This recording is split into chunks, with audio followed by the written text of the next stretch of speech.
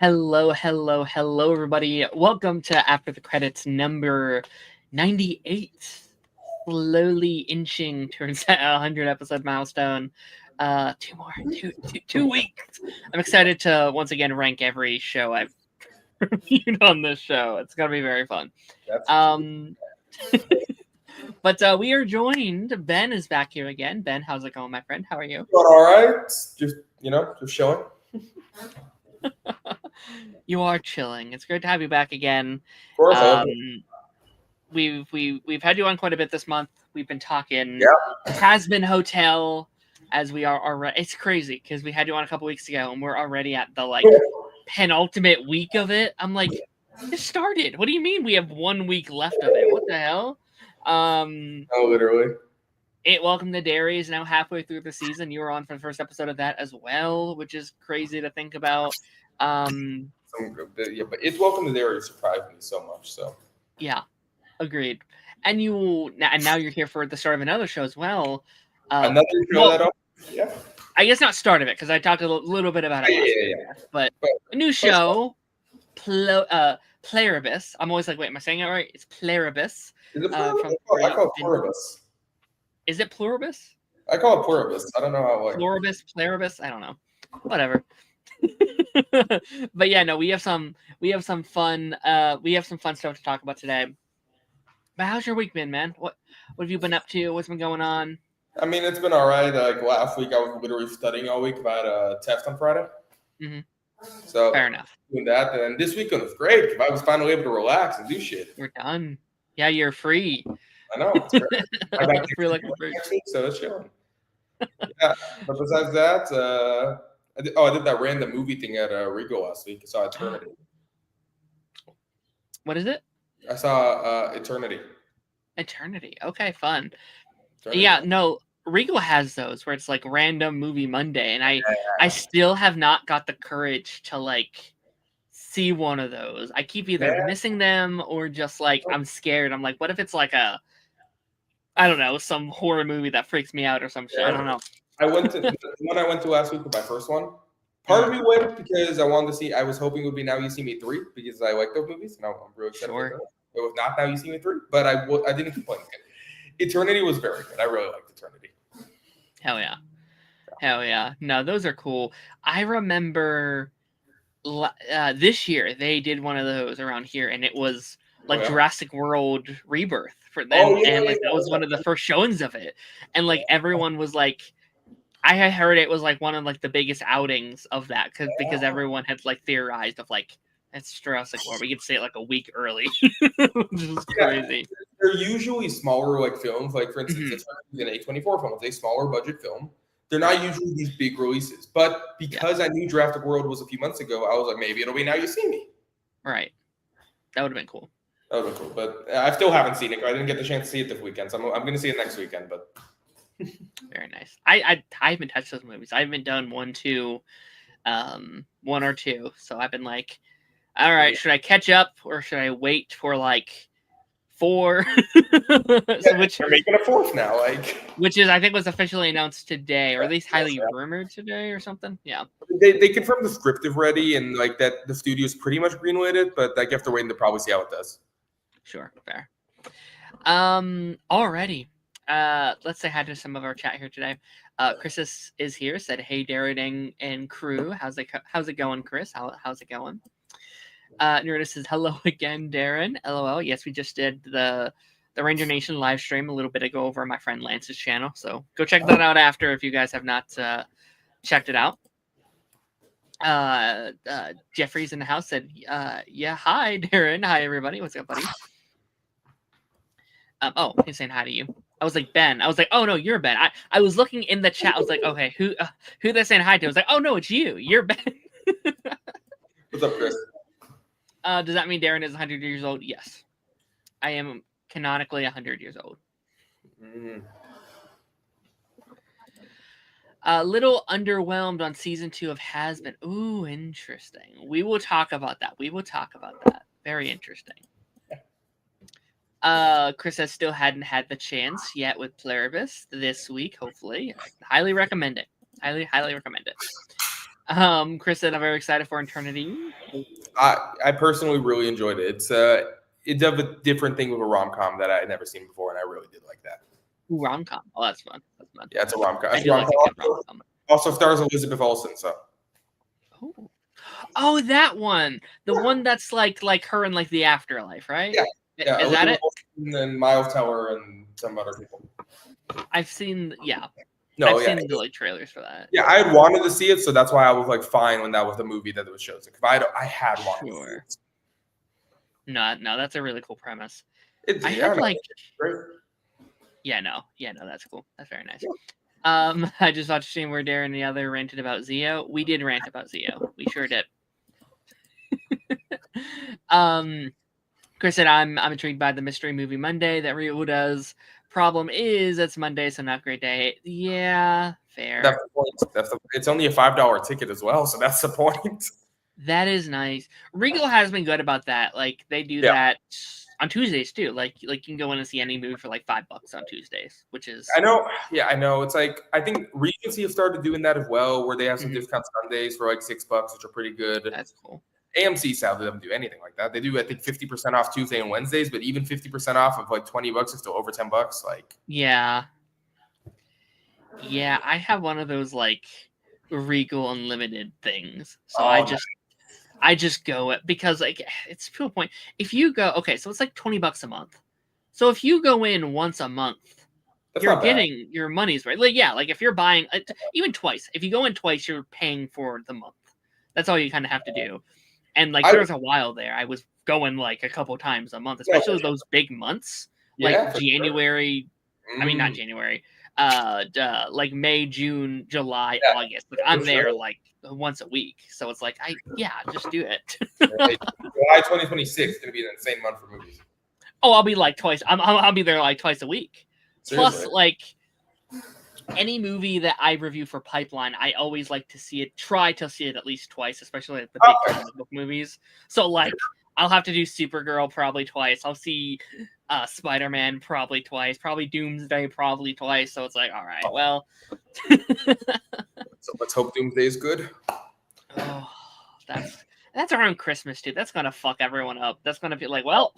Have fun with our families. We gotta cover Doomsday. Or apparently, we're meant to be seeing the first teaser in front of Avatar next month. So that is true. Let's hope on that. But yeah, I've been thinking about doing the Regal Unlimited thing actually. But in my hometown where my parents are, we don't have a Regal near us. But by my college, I do have a Regal, and since I spend a lot of time here now, I'm like maybe it'll actually be worth it here. Yeah, that's really the only. That's like the only theater we have within like a 20 radius. Like anything else we have to drive like an hour to get to, so Regal is kind of all we have around here. Wow, I grew up with like 30 minutes from 5 different theaters, so like that's cool. Weird. That's interesting. We used to have this like dollar theater that was like right next to Regal. It was like a block away from Regal, which was nice, but you had to wait like a month to get your movies. But like it was so nice. A dollar theater is nice. We don't have any of these days. Like they're nice. Yeah. All right. Darren, you don't look a day over 1,000. Very fun. We got to have that stream. Hell yeah. Elizabeth Olsen is the chief reason. Reason I'm interested in Eternity. Yeah, no, she's always great. I'm always a fan of her. And she kills it in Eternity. Mm-hmm. That's because AMC's CEO is Darren.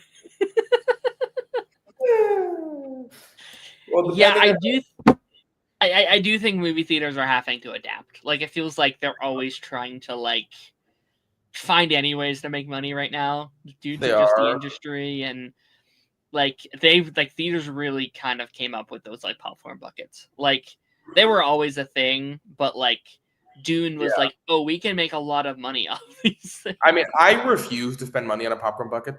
I have so many collector items, but I don't know why popcorn buckets seem so dumb to me. They are. I don't do them because I don't have room. The only one I've done was the crypto one. I did this one.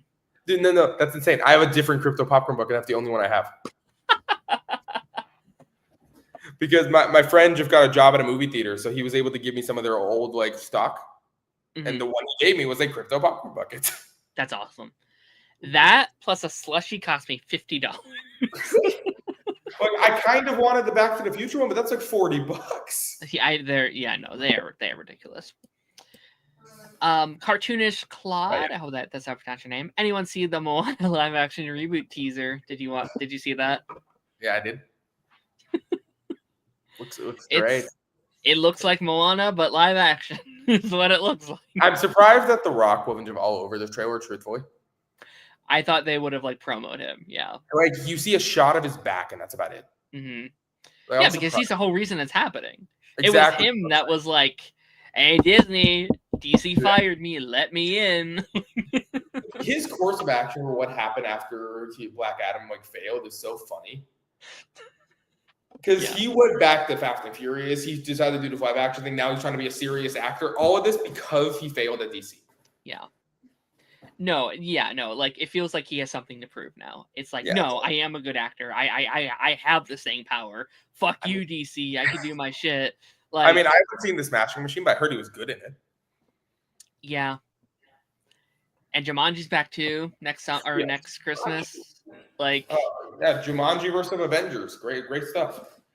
Yeah, that's gonna be fun. I'm mixed. This is not a live action remake I'm remotely excited for, but it's a decent trailer. That's how I feel actually too. I think it's like I same vibes I got from like How to Train Your Dragon. And I think it will be the exact same situation for me where I'm like, I think we talked about this a couple weeks ago, but it's like it will probably be a successful adaptation of Moana, but it's like, but why? Like, you're just doing the same thing that you did 9 years ago. It's like, all right. The thing for me about How to Train Your Dragon is even though I love the animated one, even as a kid, I thought it would look cool in live action. So it's like that's kind of more of a kid like thought for me. I was like, it looks cool. Even if it wasn't needed, I'm like, I still think it looks like a cool movie. It does, and like I can kind of see that take for Moana as well. Like it is like demigods and giant like lava monsters. Like that could look very cool in live action. I will say. But if your whole reason for remaking a movie is to literally just make it look cooler, that's not a good enough reason. No, for sure.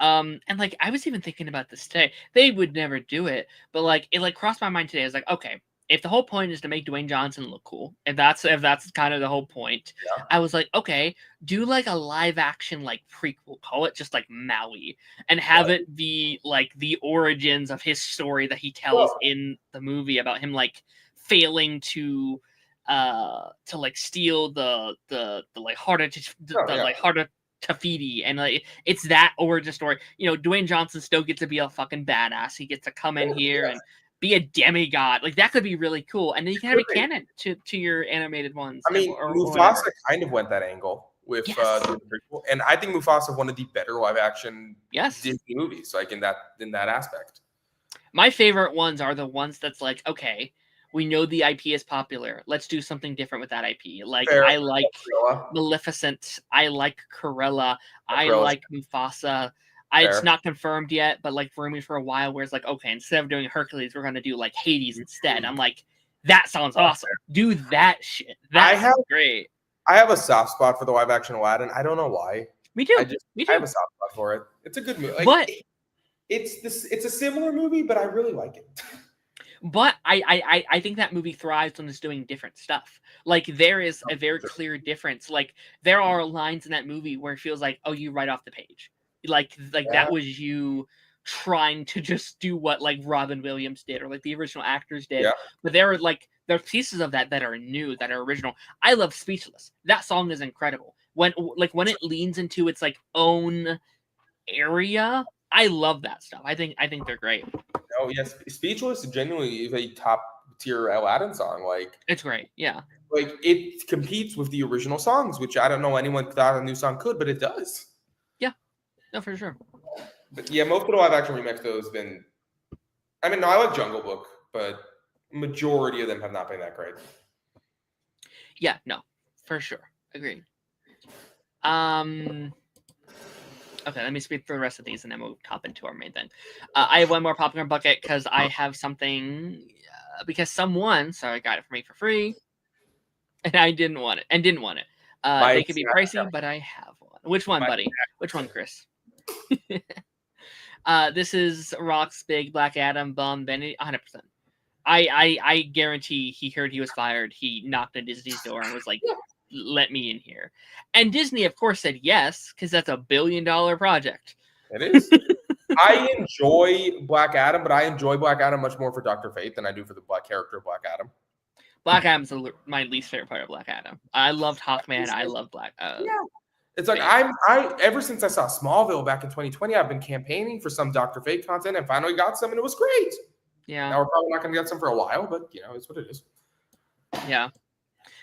Disney wanted to get Dwayne Johnson before he got to it. That is actually a good point because in a couple years' time, it would. Yeah. Yeah. I can see that. Fair. Rock's getting a lot of Oscar buzz for. Yeah, I think he'll be. I don't think he'll win, but I think he'll. He might get nominated. At least, I think he might get. I think for at least a conversation, because I think what Oscar is more now than anything is like what is going to get the biggest conversation. What are people going to talk about? That's why I like Brandon Fraser. Like his performance is great, but like he won for like the conversation because they wanted the comeback story. That's like kind of a similar thing with Kiki Kwan. Yes. Thing he won. Yeah. Did you see that? Did you see how Tom Cruise won an Oscar yesterday, or got an honorary Oscar yesterday? Oh, that's cool. Yeah, he got his first Oscar yesterday. It was honorary more for his service and all that, but like he finally got an Oscar, which was nice. That's cool. Apparently, there's no new songs. Yeah, no. Like from what we've heard, it's a complete copy paste reboot, which I don't love. There's no reason. Even though I would love to see a live action Incredibles, but it's simply because I'm a big superhero guy. And I think they would work so well in live action. Sure. The phrase that comes to mind on the Moana remake is why. Fair.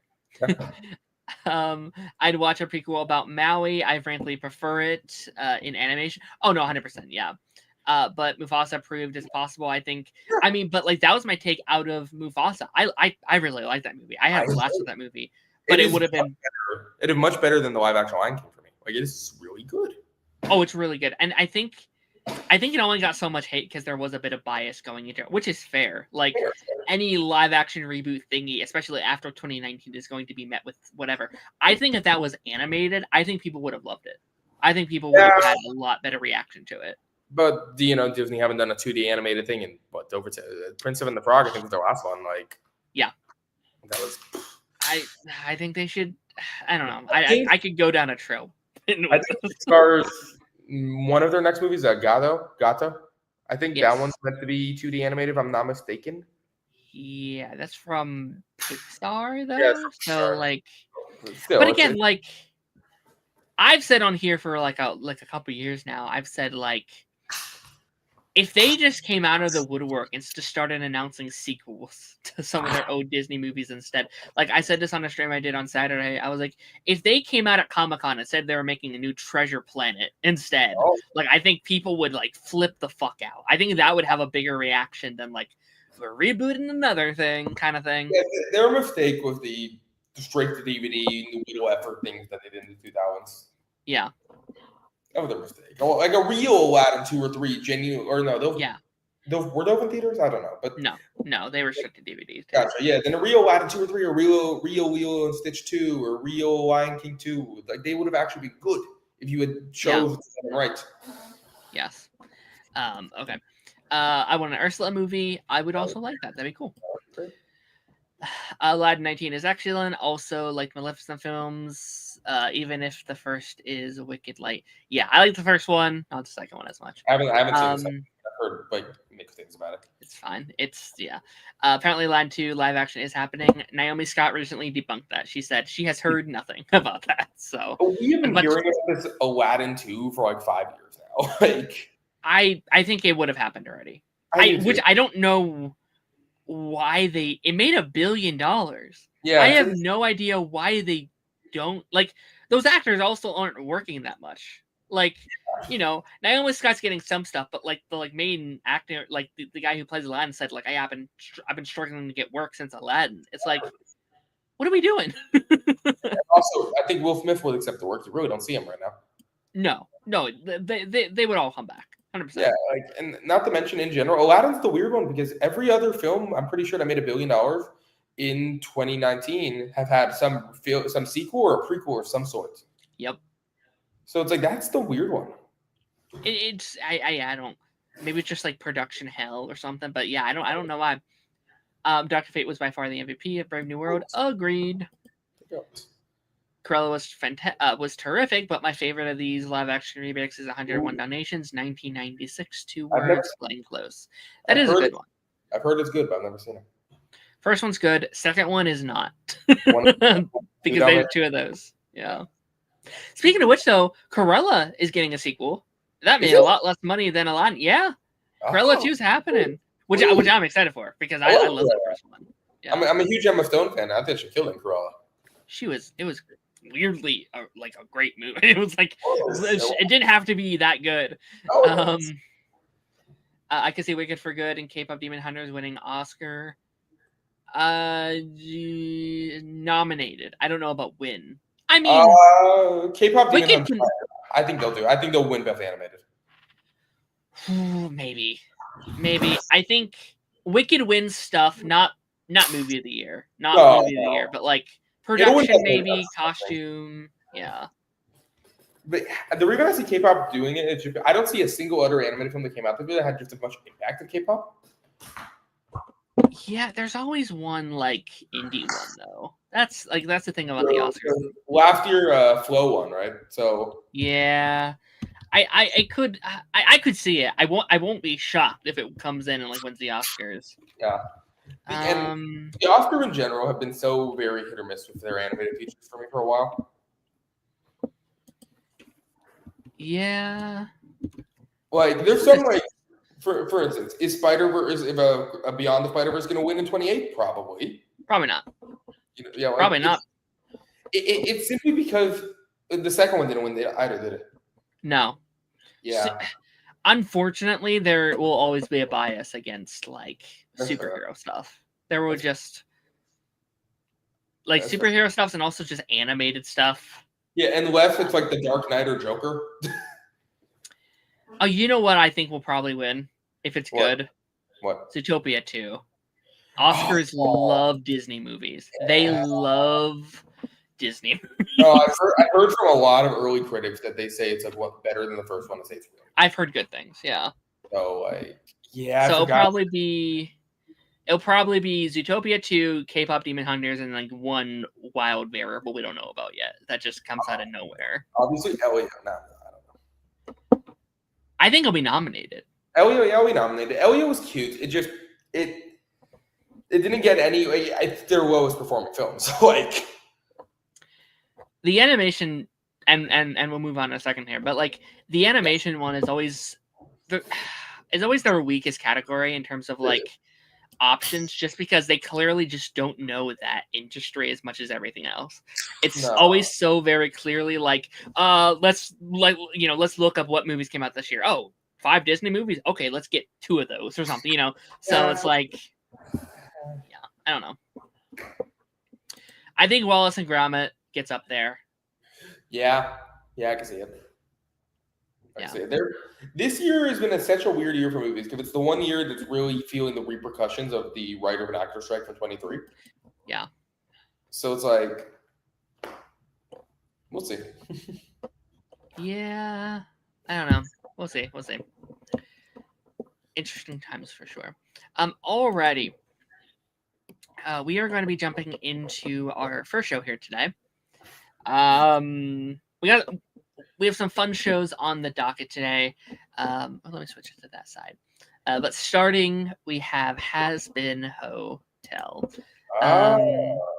This is going to be episodes. What is it? Episodes 5 and 6. 5. Yes, 5 and 6. 5 and 6 of Hazbin Hotel. We are now in the back half of the season. But I am calling the penultimate week of Hazbin because we will be wrapping things up next week. You weren't here last week, but now that we are in the kind of back half of the season, I mean, how are we feeling? Someone said up above they're feeling a little underwhelmed with the season, but how what's your vibe right now? I'm feeling underwhelmed from the music, personally.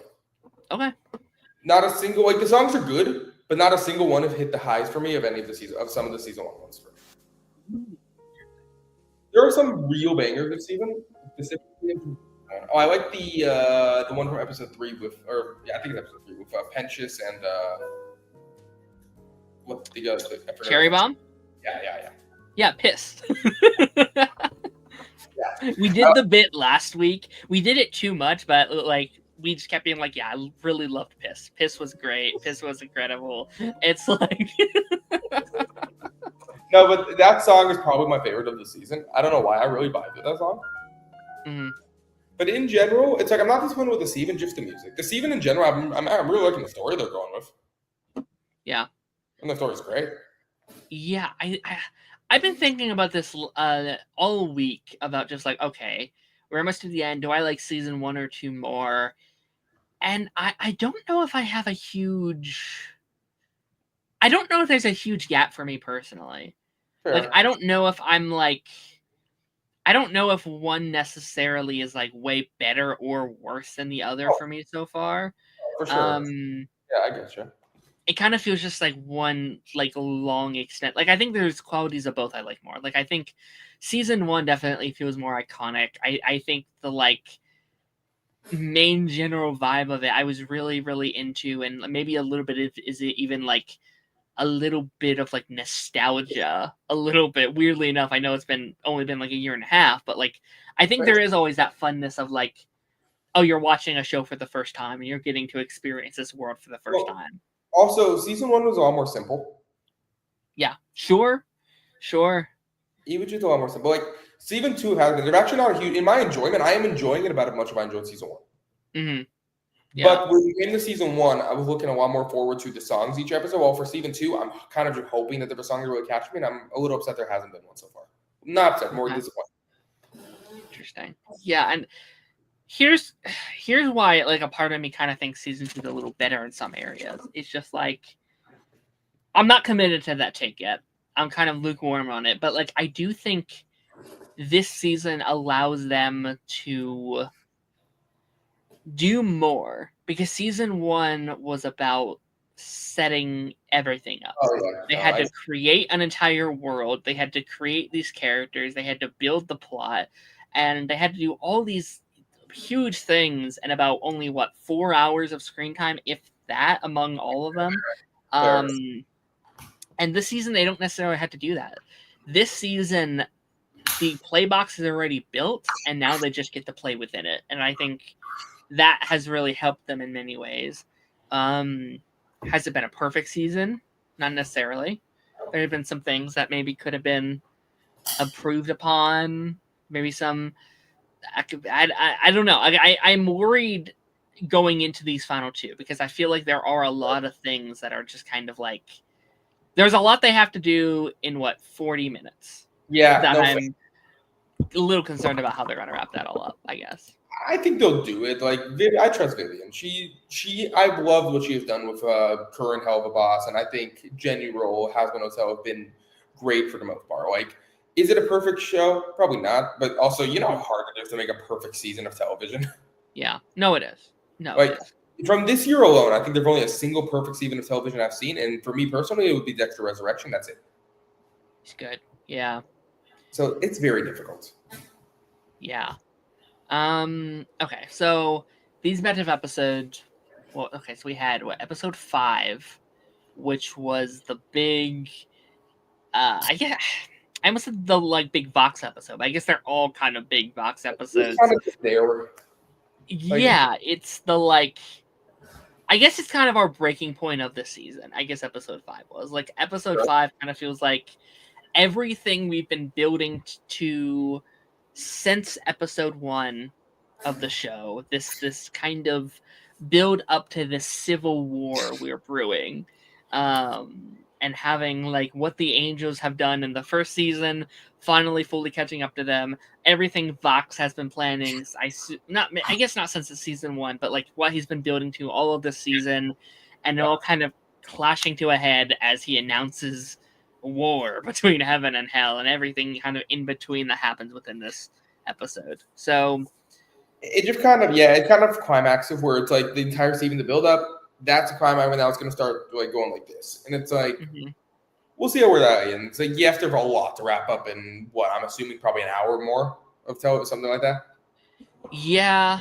Oh, this is interesting. The season 2 finale will be 37 minutes long. Okay, that's not bad. The longest episode in the season, then, wouldn't it be? I think the series, yeah. And then what? 20 minutes. So what? What? So I don't know. 57 minutes or so, maybe a bit more, maybe about 60. So roughly an hour. Hour, give or take 5 minutes both ways. Yeah, that's interesting because it's a lot of time to try though. It's a lot of. Yeah, I'm thinking like episode 7. Episode 7, I feel like has to like get everyone back together. I think that's our dude, we're getting the band back together moment. Yeah. Of saving Alistair, saving Angel Dust, saving Lucifer, and setting up for the actual war, for the invasion. And then I do think that 37 minutes final episode will be like the invasion of hell, or I guess the like the of heaven from hell, and like no, it could be. What are we doing with that? Like how like what's the direction there? Because Hazbin would tell like we have no like. Well, first of all, I hope I don't know when season 3 will come out. I wonder if it'll take a year, could take 2 years. Don't know. But from what we have heard, I believe she's almost done writing it. But I think voice work I think they started voice work a while ago for season 3. Okay. Like I think they were kind of. It seems like they were kind of working 2 and 3 kind of together, or like back to back, basically. Okay. So, which is smart, especially in like today's day and age. Like get those preloads done. Yeah. So hopefully now there's only like a year off. This season was a year and a half, almost 2 years off in a couple months, shy of 2 years. So, yeah, we'll see. Yeah, because when will I'm curious to see where Heaven Hotel goes because it's an interesting story. Like I can't predict where season 3 will go. I can't predict right now. I can't predict where season 3 will go right now, and we're almost done with the season. Yeah, I need to see where it ends because, like, I don't remember if we were talking about this or if this was last week's guest, but we were talking last week about just like the potential. Like we're like, okay, we have everything with Rosie. It's like, okay, well, Rosie could be a villain eventually, and like, okay, we have Lutz, and we're like, I think we said last week that like we think Luke could be the villain of season 3. Like that feels like it would make potential sense. Depending on where it ends, of course. Like I don't know what Luke's going to do. Maybe I don't know. Maybe Luke dies this episode. Maybe she's somehow hurt. I don't know. It's like we don't know where her character's going. No, I don't. I think I said this the first week, but I really would like a Heaven spinoff with like from the universe. That'd be cool. I'd like that. I would really like that. But it's leading to a war. I don't know. Maybe this will lead to a Hell of a Boss crossover. Like maybe season 3 we get up. Maybe season 3 straight up gets a Hell of a Boss crossover or something. I don't know. I would actually really like. And I think it's very likely. I would like a Hell of a Boss cameo next week. It doesn't have to be like a big one, but if Hell is invading Heaven, that is a big deal. I feel like that affects them. That I mean, their whole business is like working with the people of Hell and like getting work from them. So if all of Hell is invading invading Heaven, I would like a little like I don't know. They don't have to actually like talk or anything, but like just a little maybe like screen grab of them like in a car or something driving away from or you just see some random angel like invading through their building and you say Blitzer going what the or something like that. Yeah. And like I would like to see I don't know how it's gonna work, but like and I know you're kind of falling into that like MCU thing, but I'm like I would like season 3 to be about this. Like if like I would like to see the aftermaths of a war. Like if there's a war, like their business is going to be affected by such a like massive event, either in a positive or a negative way. It'll be interesting. Are there any people that just watch Hell of a Boss and Hazbin? Like, because if there are, then we'll go back to the topic we had a few weeks ago with Gen B and the boys. It's like, if you crossover, would you be able to understand it with the general audience who just watched one of the shows? Sure. I mean, I know there's a lot of fans that like just love Helluva Like I know there's a lot of people that like that one more. And yeah, like if you're not as big of a fan of, Hazbin, you might be like, well, I don't care about this plot line. Like I just want to see my characters kind of do their thing. So to be fair, crossing over, they even always like crossing over could be done right. Like it doesn't mean you always have to watch the previous show. Like I think right. An example, like the Arrowverse always did that good. I don't with their crossover. I don't think you ever had to watch other than the one show you were watching. Yeah, I think later on it became a bit harder. Like I think fair. Specifically Crisis probably, but Earth X started that. Like if you only watched Arrow, you're like, wait, they're fucking married? What the hell is going? And like Martin Stein dies on what is it, The Flash? I think so. It's like, wait, what the hell? He's dead. What's going on? He gets shot on the Flash episode. They don't actually kill him until the Legends episode. Gotcha. He technically never died until the Legends episode. Mm-hmm. Yeah. Also, he was a Flash character first, in all fairness, but that is true. So what if Lilith is the villain of season 3? Yeah. I think they'll wait. I think Lilith is too big for season 3. I think she'll be the endgame villain, like maybe the last 2 seasons or something. Yeah, I'm curious because like we have big villains right now because we have Lilith. We also have Alistair. Like he could be the endgame villain. I've even heard people say Rosie, right? I heard a theory this week that I low-key kind of like where they're like, what if Rosie's Eve? Like, what if that's why she's so powerful? Because we talked about this last week. It's like, how does Rosie have the power to make someone the most powerful demon in hell? That's like, how does, or sinner in hell, I should say. Like, who is she that she could just have that amount of power? And I was like, Eve would kind of make sense if she is like the first sinner. It would make sense that she would have more power than every other sinner in hell.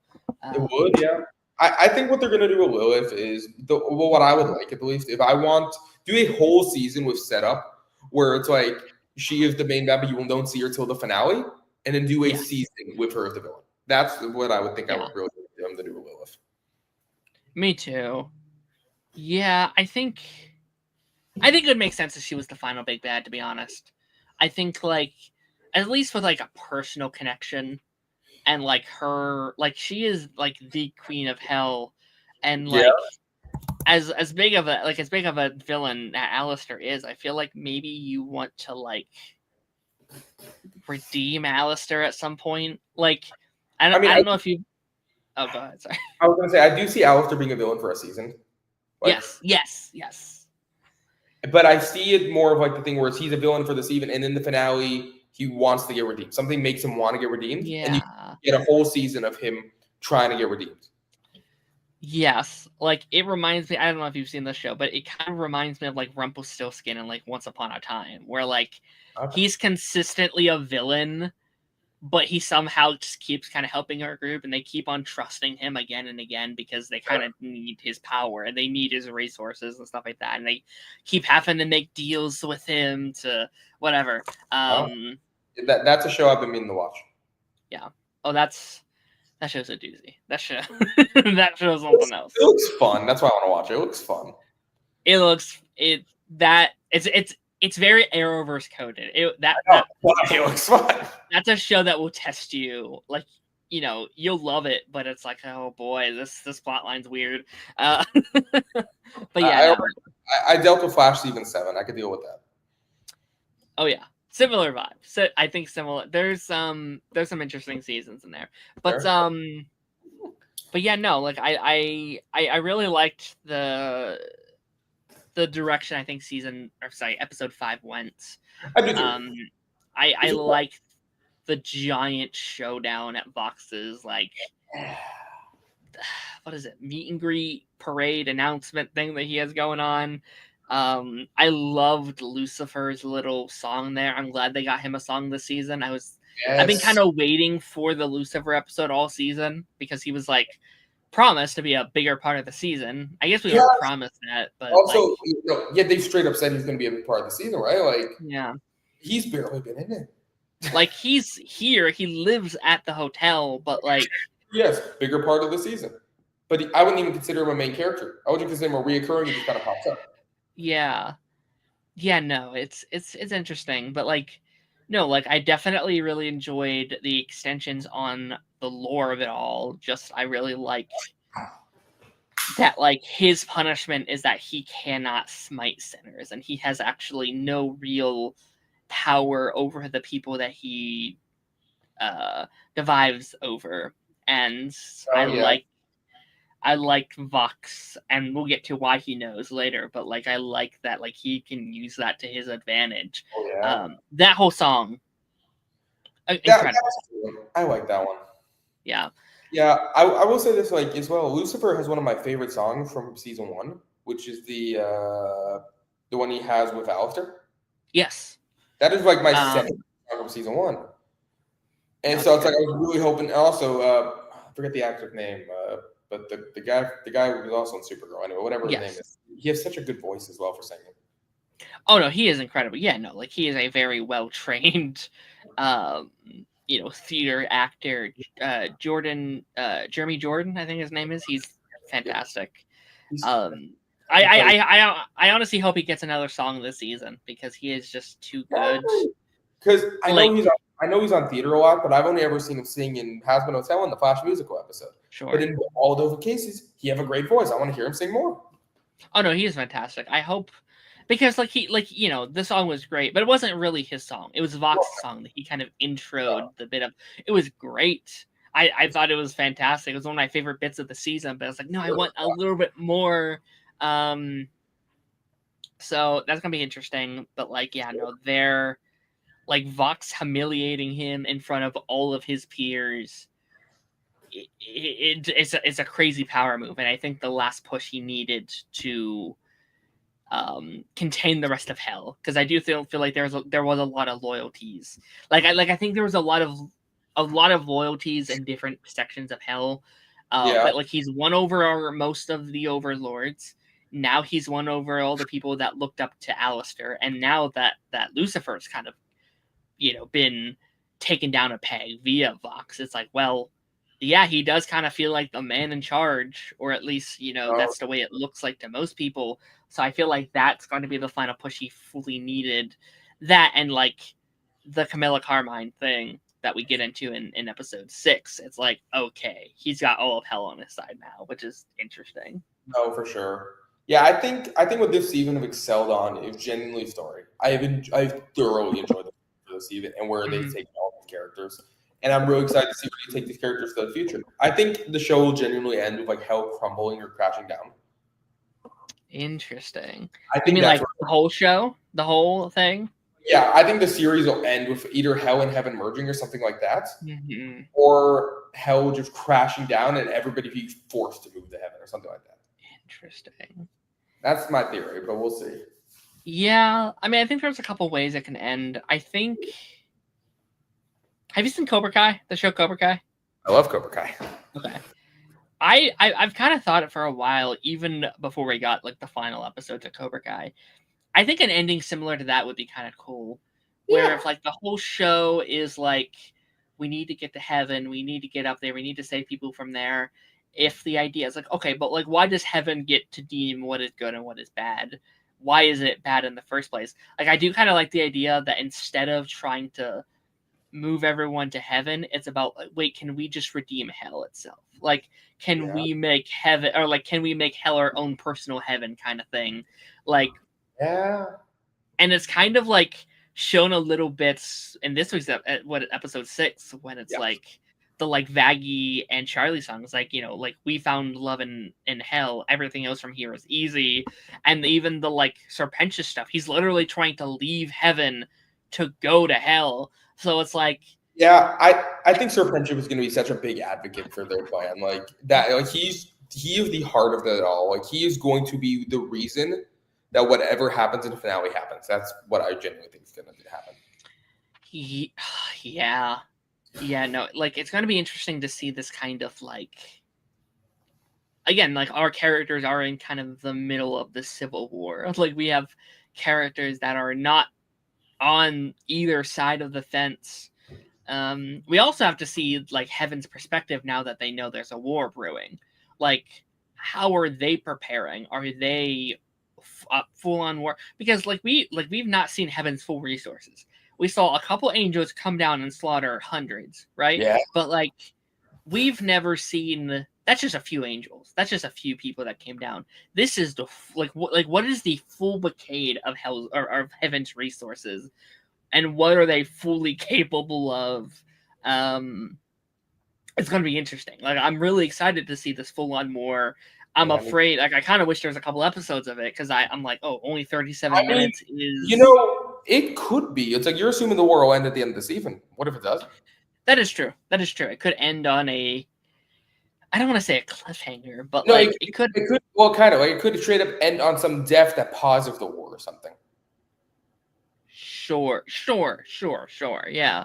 Could end on something like that. Like, actually, I'll bring it back to Cobra Kai. Kind of the way how like Kwan's death at like for the second half of season 6 kind of paused that. Similar to that. Yeah, that'd be interesting. It'd be interesting to see if like there's so much of Heaven and those characters we still don't know.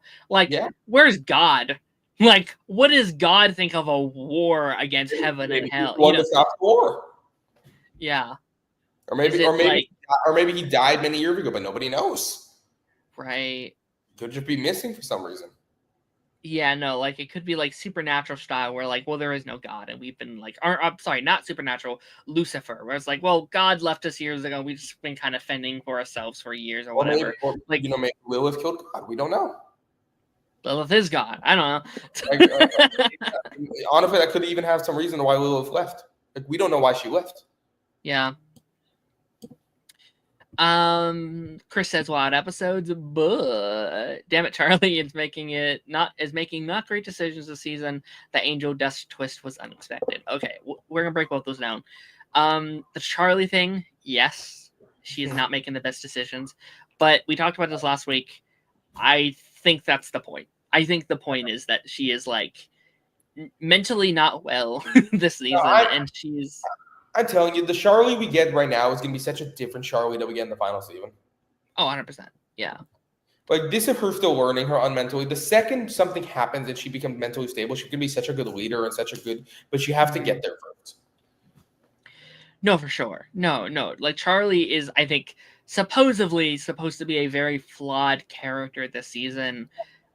She is a character that is currently not ready for the responsibilities of what has been thrown upon her. I think especially when you look at season 1, because season 1, everything was theoretical. Everything that they were doing was just on the potential that this could be done. And now it is real. It is. You've been trying to replicate it. It can be done. Which means the salvation of every soul in hell is now on me. And because of my actions now, because of what I've done, now heaven and hell are going to war together. And I think it's okay to just like, hey, she's having a bad week. Hey, she's not doing well right now. Let her grow and let her get better at doing this. And I think she will. I even think season 3 Charlie is going to have a very different tone than season 2 Charlie. I think season 2 Charlie is going to be known as the season she went a bit crazy for a minute, but then she got back up and fixed her shit. Like, I really do think that. No, yeah, I think you're gonna give her a full season. By season 4, she's gonna be such a different person. I think season 4 is the season that she's changed and she can prove that she can be a good leader. You just gotta build up there. I know some people are like they want it now and stuff, but you can't get that without a build up. You have to earn it. Yeah, that's not how character work happens. No. You can't just like write them like, oh, we're good now. Yeah, no. Like I've been rewatching Stranger Things right now, and I just got done with season 1, and like watching through season 1, I'm like, I don't like this Steve. It's not the Steve I love, but it's like, yeah, but you don't get season 3 Steve without season 1 and 2 Steve. Like you have to build to it. It doesn't feel you. He's such a dick in season 1. Oh, he is. Yeah, he's a horror. Yeah, he's not a great guy, but like that is the point. That's why you love Steve so much, because you got to see him there and saw him grow to where he is now. Like that's the whole point. Or like one of my favorite character arcs recently, like I'm sorry for back this show, but Johnny's like entire thing from Karate Kid to Cobra Kai is such a great arc. Yeah. But you don't get that without having the first Karate Kid movie and all of the seasons of Cobra Kai. So it's like arcs have to be earned, and also the wonderful Walter White. No, for sure. And yeah, let's talk about the angel dust stuff as well. That's, I think, one of the biggest takeaways. Yeah. That's I wasn't 100% sure if it was his whole time at the hotel, or if it was just this season. It seemed like maybe it was just this season, because we didn't see any season 1 clips. But yeah, no, like Angel Dust has been hypnotized for a while and has been a mole for Vox this season. Yeah. They just kind of, I will say, the introduction of the power did seem a little like he randomly in like episode 6 got like 3 new powers. I was like, whoa, all right, you can mind control and also like, you know, manipulate people's voices, which that one makes sense to me. But I was like, you can mind control? All right, that would have come in handy before now. But I think the twist was done very well, though. Yes. The twist was done very well with him being a mole and being controlled by someone. It's literally one of the first twists in a long time I didn't see coming. It's good, yeah. Like, I'm trying to think of the last big twist from a show I watched. Actually, technically with Gen V, I guess that was the last big twist in a show I watched. Mm-hmm. But that twist I saw coming. This one I literally didn't see coming at all. No, I didn't see it coming, but like they also don't leave a lot of red marks. Like red trails to get there. Like, there's nothing that would have made me think. I mean, I guess there was a couple, like with her like blacking out and stuff like that. But like, there wasn't a lot of like it. Like, it's not a bad thing that it comes out of nowhere. Like, I don't think that's a bad thing. But like, it does come out just like a, okay, that's where we're going now. That's what we're doing. You can still have a better twist, in my opinion, of a twist that's built up. Mm-hmm. But you can still have a really good twist if it just comes out of nowhere. Yeah, I think I prefer the like Vaggie twist from season 1. Like I remember that one being like, wait, what? Like, she's an angel? And like that shit felt like, but like that was also like teased. We just didn't see it yet. Like, there were little things that kind of lead you to that point. This one is just like, it's here. It's like, whoa, all right, that's interesting. It's either there was nothing proving against it. I mean, if it was for the whole season, like, then that moment in episode 3 where it's revealed that he's that he killed a guy or killed someone. Yeah, that's an interesting moment if he was mind controlled during that. Yeah, no, it makes me wonder, like, what are the limits of that power as well? Like, okay, so he couldn't do it to Val. He couldn't do it to Val. I also assume he can't do it to Alistair, or he would have done it years ago. Could he do it to Serpentius, right? Like, Serpentius was a mole for him in season 1. Why didn't he just mind control him then? Unless he did and he broke out of it. Like, I don't know. Like, I've many questions in that regard. I mean, the realistic reason it was not thought of when they were making season 1. Wasn't thought of yet. Yeah. In universe reason, probably something where she can only mind control specific people. No, for sure. That's probably the universe explanation. Yeah. I need them to explain it a little bit more next week. I need to go a little bit more in depth. I honestly don't know if they will. It's like they have so much to cover in the finale that if they don't do that, genuinely they might just give over that. I think I need a little bit more from Vox to make him, I think right now he's a good villain. I think he's a good villain. He needs to be a great villain. I need to see human Vox. I need to see a little bit more of him. And then I think, depending on how they wrap it up, I think this could be a really, really solid arc for him, because it does feel like they're building to like a Tower of Babel comparison with his character this season. I'm not sure how aware of you are of that, but just the idea that like, okay, we're building stairs up to hell, but our plan fails because we're not working together, or like we can no longer work together. And that feels like what it's kind of building to right now, with like him burning his bridges with Val, with Velvets, with just the people he's working for. And it seems like there's going to be, I do think that's how he'll fail. I think they will either like betray him, or maybe they'll just fight him. Like, I doubt he'll switch over to their side, but I think there'll be a moment where it's like, no, fuck this. We should be in charge. Yeah, you pushed it too far. You've done this where we can't, like, we just don't like you anymore. Like, fuck you, Vox kind of thing. So that's going to be interesting, I think. No, I can definitely see that. It's all going to come down. I don't know how the finale is going to play. As I said, they do have a lot to work with, but could they do it? Definitely. They just. I don't think they have a minute to waste. No, I think it's gonna be a good ending. I think very similar to like season 1, where I think it's gonna be good. Did I want more from season 1? Yes, but like I think it's going to work in like I think Hazbin is destined to be a very solid TV show. Like I don't think it's ever going to exist in this like best of TV of that year kind of thing. It's a fun show. I think it's always going to be a fun show. I think it'll always be like an 8 out of 10 show for me. Yeah. I think that's the way I'll think about it. Like another show that I put in a similar vein. I prefer Hazbin, but I think of it in a similar way with the Harley Quinn show. Sure. Because I think Harley Quinn throughout its run is pretty much an 8 out of 10 show. Yeah. Even though I enjoy Hazbin more, I think it'll end up being an 8 out of 10 show.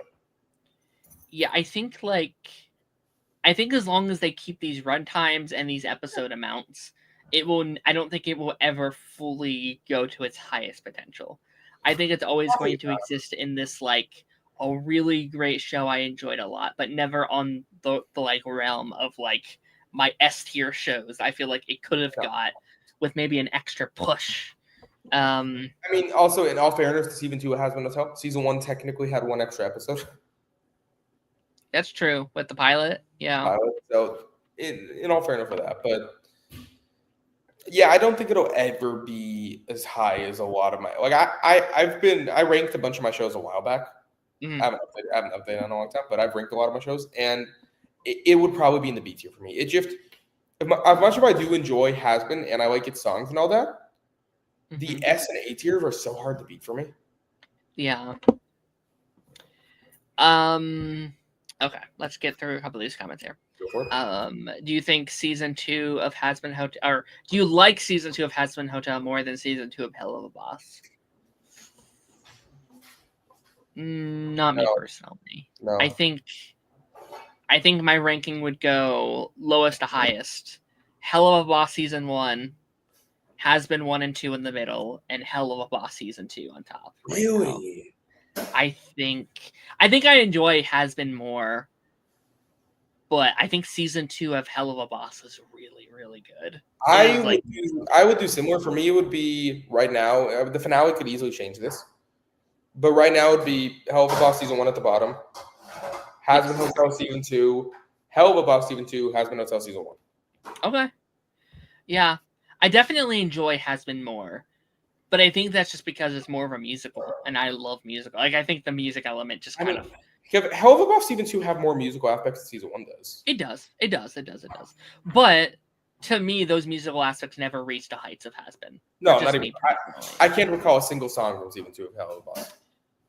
I will say, I think if you take out the songs from Hazbin, I do think my ratings of the show changes a lot. Like, I think I'm attached to those songs. I mean, to be fair, my friend only recommended me that show because he knew I was a musical fan. Yeah. No, for sure. So it's like, Hell of a Boss, I do think it survived that. I don't know if Hazbin could. I like that we got more with the villains of the season, unlike season 1. Agreed. Sure. I think you had to do it this way, though, because you had to introduce them first and for them to live as the villains. Chris said, loved the song in episode 6. I did too. I liked... Yeah, no, the episode 6 songs were really good. I've enjoyed all the songs this season. Maybe not as much as all the songs in season 1, but I've liked a lot of them. I mean, Keith David could do no wrong. Keith David could sing the Happy Birthday song and be the best song of the season. Keith David, he still has my favorite song of the entire show, which is probably still Loser Baby. Loser Baby's great, yeah. And also just love Keith David. No, I liked his song a lot.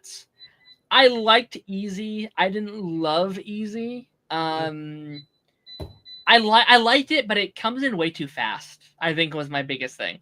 Like, it kind of just bombs you in the first seconds. I was like, what the hell? That was a weird tonal change of what they were doing. But that's fun. That's fun. I saw all the clickbait thumbnails that everyone had from that scene. I was like, what the hell happened this week? That was fun. And I really liked Angel's Dust song as well. I think that was my favorite my favorite song of episode 6. Yeah, me too. I love that song. I thought that was really good. I like what they're kind of building to between Husk and Angel. No, me In too. season 1, I wasn't sure. I was like, am I reading into this, or is it like something building? And it does feel like they're building to it. Like they're definitely officially going for it this season, for sure. which is fun. Yeah, for sure. I said this previously, like literally an hour ago, but I while I was disappointed with the songs, I do genuinely like a lot of the songs. Mm-hmm. I don't know what I guess I was expecting more of the highs of like Loser Baby or Alistair and the Lucifer song, but none of them have reached a high for me, and that's what disappointed me more. Fair. Keith David could do a cover album of Britney Spears, whose music I hate, and I'd probably love. No, he's great. Keith David. We've talked about this last week, but like there's a whole thing on TikTok where it's like save Keith David from Hazbin Hotel. It's just like him on TikTok playing with the little toys. It's like, yeah, no, he loves doing this. Like he's having a blast with the show. I mean, Keith David, it's like he always plays so fun. Like I love have you seen Rick and Morty? Some of it. I've seen like the first season. He's like, see the president, right? Yeah, he's the president, and he's so funny. Yeah. I mean, they gave him a spinoff, right? Aren't they doing like a spinoff with him? Or am I mistaken? So I think it's a miniseries spinoff. Gotcha. It's sad he didn't voice him for the anime, but the anime sucks. Highly don't recommend. I did hear about that. Oh my gosh. So mid. I'm trying to look through. Speed run through. Who would they cast as God for this? My choice would normally be Keith David. He's just somehow pay Morgan Freeman. He always does a great job. That would be fun. If they could afford him, that'd be great. They can afford him, but to be fair, he's an older actor, and the older actors get, the more they're willing to do smaller roles like this. Yeah, I mean, I don't know. Too bad we lost Lance Reddick. I would just say bring him back as like a god. He played Zeus and Percy Jackson before he passed. Like that was such a perfect role for him. You know what they should get Tom Ellis from Lucifer. That'd be funny. Actually, that'd be really good. He's a really good singer. Yeah, that's what I'm saying. Like the Lucifer music, but he's so good in that. That would actually be really sick. That'd be great. I give Tom Ellis. He would do so good. What the fuck is Lilith doing? We know nothing about Lilith. We don't know what the heck she's up to.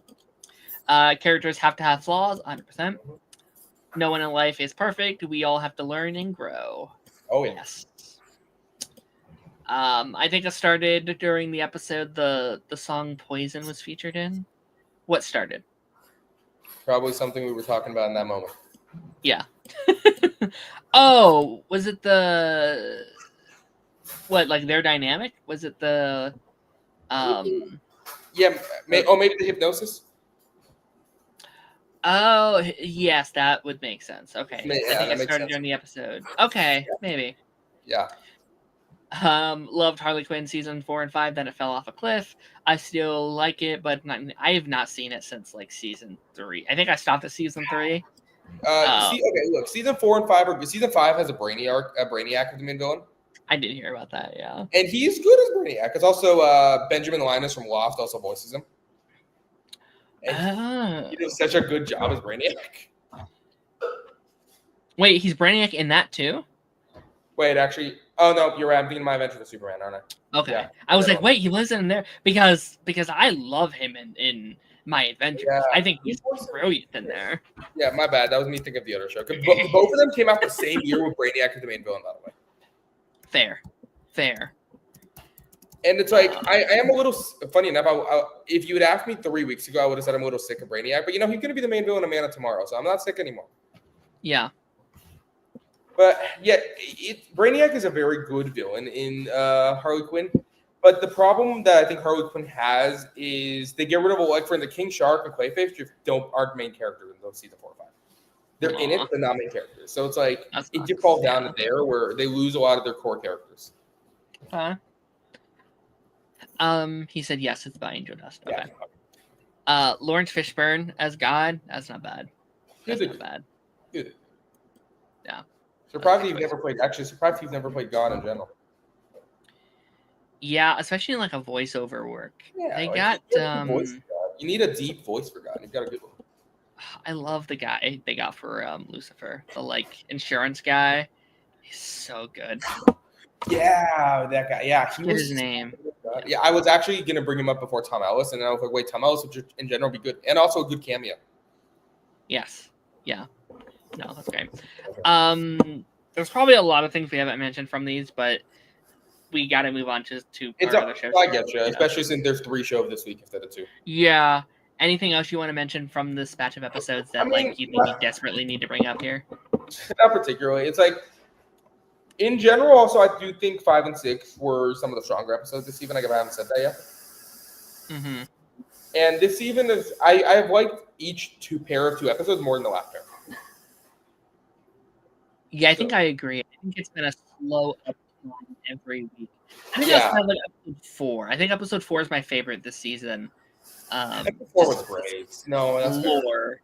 It's just like the lore and like the fucking crazy, insane fight scenes.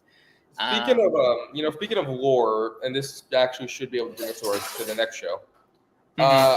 All 3 of these shows that we're discussing today have had some lore drop in these episodes. That is true. That is true. Really funny. Yeah, lots of lore. Shout out to Nifty building her little bug army this week. That was fun. I didn't like it, obviously, but like I do like the storyline of the like hypocrisy that angels have right now, where it's like, oh, we can just fix things with love and kindness or whatever. Like we could just bring down gift baskets and things are going to be okay. It's like, no, you committed genocide. Like, I think they've done a very good job this season, like creating nuance within the characters. Like Vox is obviously the villain. We do not want him to succeed. But like every episode, there's bits of like, oh wait, he's not wrong. There's like moments of like, oh, like the angels aren't necessarily in the right here. Like they're both sides are kind of in the wrong with what happened. And like, if I was in hell, I would also probably want to get revenge for the thousands upon thousands of deaths. And like them coming down, being like, we have Taffy. It's like, is that all our life is worth to you? Like he is right there. He is 100% correct with those statements. It's just like what he's aiming for. It's like just like what he's trying to do. Like it's all propaganda to fit his agenda. But like he's also not wrong. It's like I would also not feel great about that. So no, for sure. Yeah. For sure. But yeah, overall I get to close it off. Great episodes of Hazbin Hotel Season 2. I'm thoroughly enjoying this season. And it's I think right now if the finale hits a landing, I think I'll probably give it an 8 out of 10. But we'll see. Yeah. Agreed. I'm enjoying it quite a lot. Okay. Our next show here we have Welcome to I don't know where the it's right there. Okay. Yeah. I'm blind. Welcome to Derry. This was the mid-season, I guess the mid-season, if we're going by old TV days, mid-season finale. Yeah, if you will. Bring back old TV days. 22 episodes season, mid-season finale, bring those back. Yeah, give me a 22 episode Welcome to Derry show. That season would genuinely traumatize me, but it was great. Because, since the last time where I discussed it, I think it was episode 2 was the last time, but yeah. Yes, and every single episode of this season has shocked me in some way. This episode have one of the most hardest to watch scenes I think I've ever seen in my life. Yeah. It's so I literally I was like, what the hell is happening? Like I had to look away. Like it was so rough to watch. I'm also really fresh on the episode. I saw this episode only 2 hours ago. So I'm really fresh on it. About the same. Yeah, I with the show coming out on Sunday, I find myself just like, okay, before I do the stream is when I end up watching the episode. No, fair. I always find myself eating dinner while I watch the show. I really need to stop that. I really need, because every time I'll be eating, I'm like, well, I'm done eating. That's it for me. That's like eating popcorn or watching Terrifier. Like, like I always find it during the most disgusting scenes, and it was the eye scene this week. I'm like, so nope, rough. I'm done eating my peas. That's enough for me. That eye scene, like, first of all, is she blind now? Like, is she just straight up blind now, or like? I don't know. Because, like, I don't think it was real, right? Like, I don't think the eye things was actually happening to her. It's actually happening. So, like, was she just like doing this in the air, like? But like, she was like stabbing her around her eye. Like, there's blood coming out of her eyes. That's what I'm saying. So, is she straight up blind, or because first of all, she's the one in most interesting character because out of all the main kids, she's the one kid who we have not really interacted with much. Yeah. No, it's her. It's been an interesting journey with her because she's definitely the most like, I guess, unlikable of like the main children we've seen. Like, I literally like, when she like betrayed her friend, I was so pissed at her. I was like, "Oh, what the fuck are you doing? What the fuck?" I was literally like, I wanted to call her a bitch, and then remember she was a kid, but I was like, "What the fuck are you doing?" It annoyed the fuck out of me. It's not, it's not great. But also, I think like that level of bullying, it does happen, unfortunately. Like that stuff is real. That is real shit.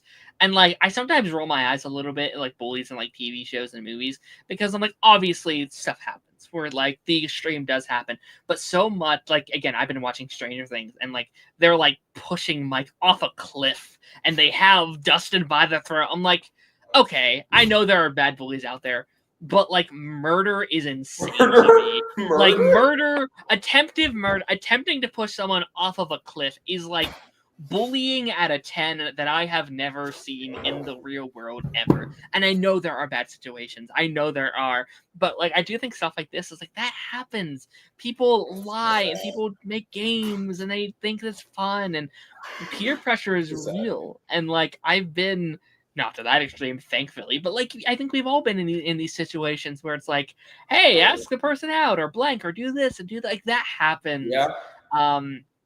And I think oh god. I was gonna say my high school experience in general, I didn't have much stuff like that, but also to be fair, a year and a half of my high school experience was cut off from COVID. Yep.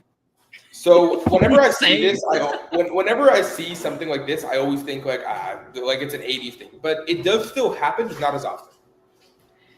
Sure, like like I just think it's a different kind of bullying now. Like I think it's just like, and like maybe that's why, I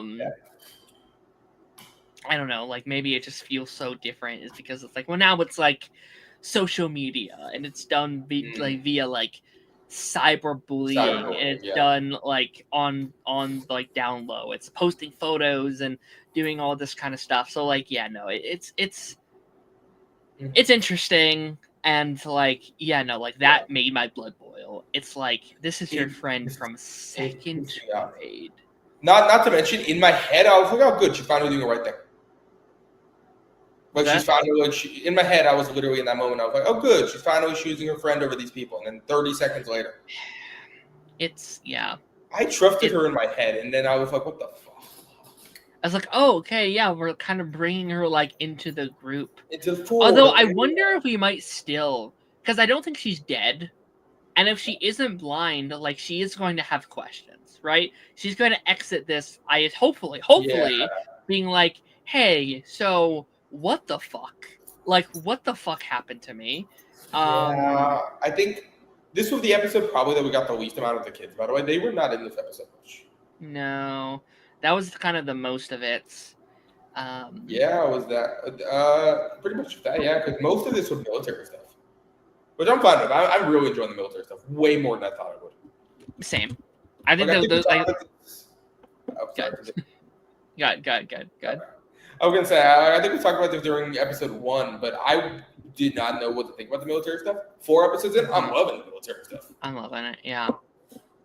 Yeah. I am wondering, not to go backwards, because like we'll talk about the military stuff, but like, what are the consequences of what is it? Millie? Is that her name? Lily. Is she go to fucking like prison for attempted murder Yeah, on this child. Technically, we also don't know if she straight up like we don't know what happens to any of these kids. A lot of people are assuming that these kids are going to die by the time of it. Not necessarily. Yeah. She could be in an insane asylum in 1980, whatever, for all we know. Yeah, I do think this does. I do think this is what pushes her to go back into the asylum. I think that's what we're doing. I haven't seen the promo for next week. I don't know what's going on there. I haven't either, but like it just feels like the set piece they would want for this show. Like they keep teasing how bad it was, how terrible it was, how rough it was for her. Now we're going to do that. Yeah. But there's a demon alien terrifying her via this situation. No, so it's going to be like what she experienced, but on a thousandth of a level. Yeah. And so like that is, I'm excited for those set pieces and what they do there. No, especially like we had the asylum episode in the Penguin last year or this year? No, last year. That's one of my favorite episodes of TV because of what they were able to do in that. Freaking, I forget her name, but the mom from How I Met Your Mother did such a good job. Oh, she is. I'm glad that she won her Emmy. She deserved that shit. Oh Colin Farrell was snubbed, but you know. Same. Yes, agreed. But yeah, no. I want as a fan of the show, I do want to. There has to be a scene inside the asylum with Pennywise. Yes. In fact, I think that genuinely might be his first appearance of the show in the asylum. Yeah, that'd be fun. That'd be fun. I would like you don't see until then, and like, we have seen him to a technicality. Chris said, I have consistently disliked the wannabe puppet girl with glasses since her first scene, and then episode 4 happened, and STF, what was that? I assume it's WTF. What was that? Yeah, that was fucked. There is a moment, like, I'm not used, I'll be honest, I'm not used to seeing, like, harm done to children in media. Like, I feel like I still live in, like, the age of, like, oh, yeah, they can kill off adults, but a show isn't ballsy enough to do it to children on screen. I mean, you know, I was born in 2005, right? Yeah. Which is such a middle-aged period because I'm young enough to remember Blockbuster. Mm-hmm.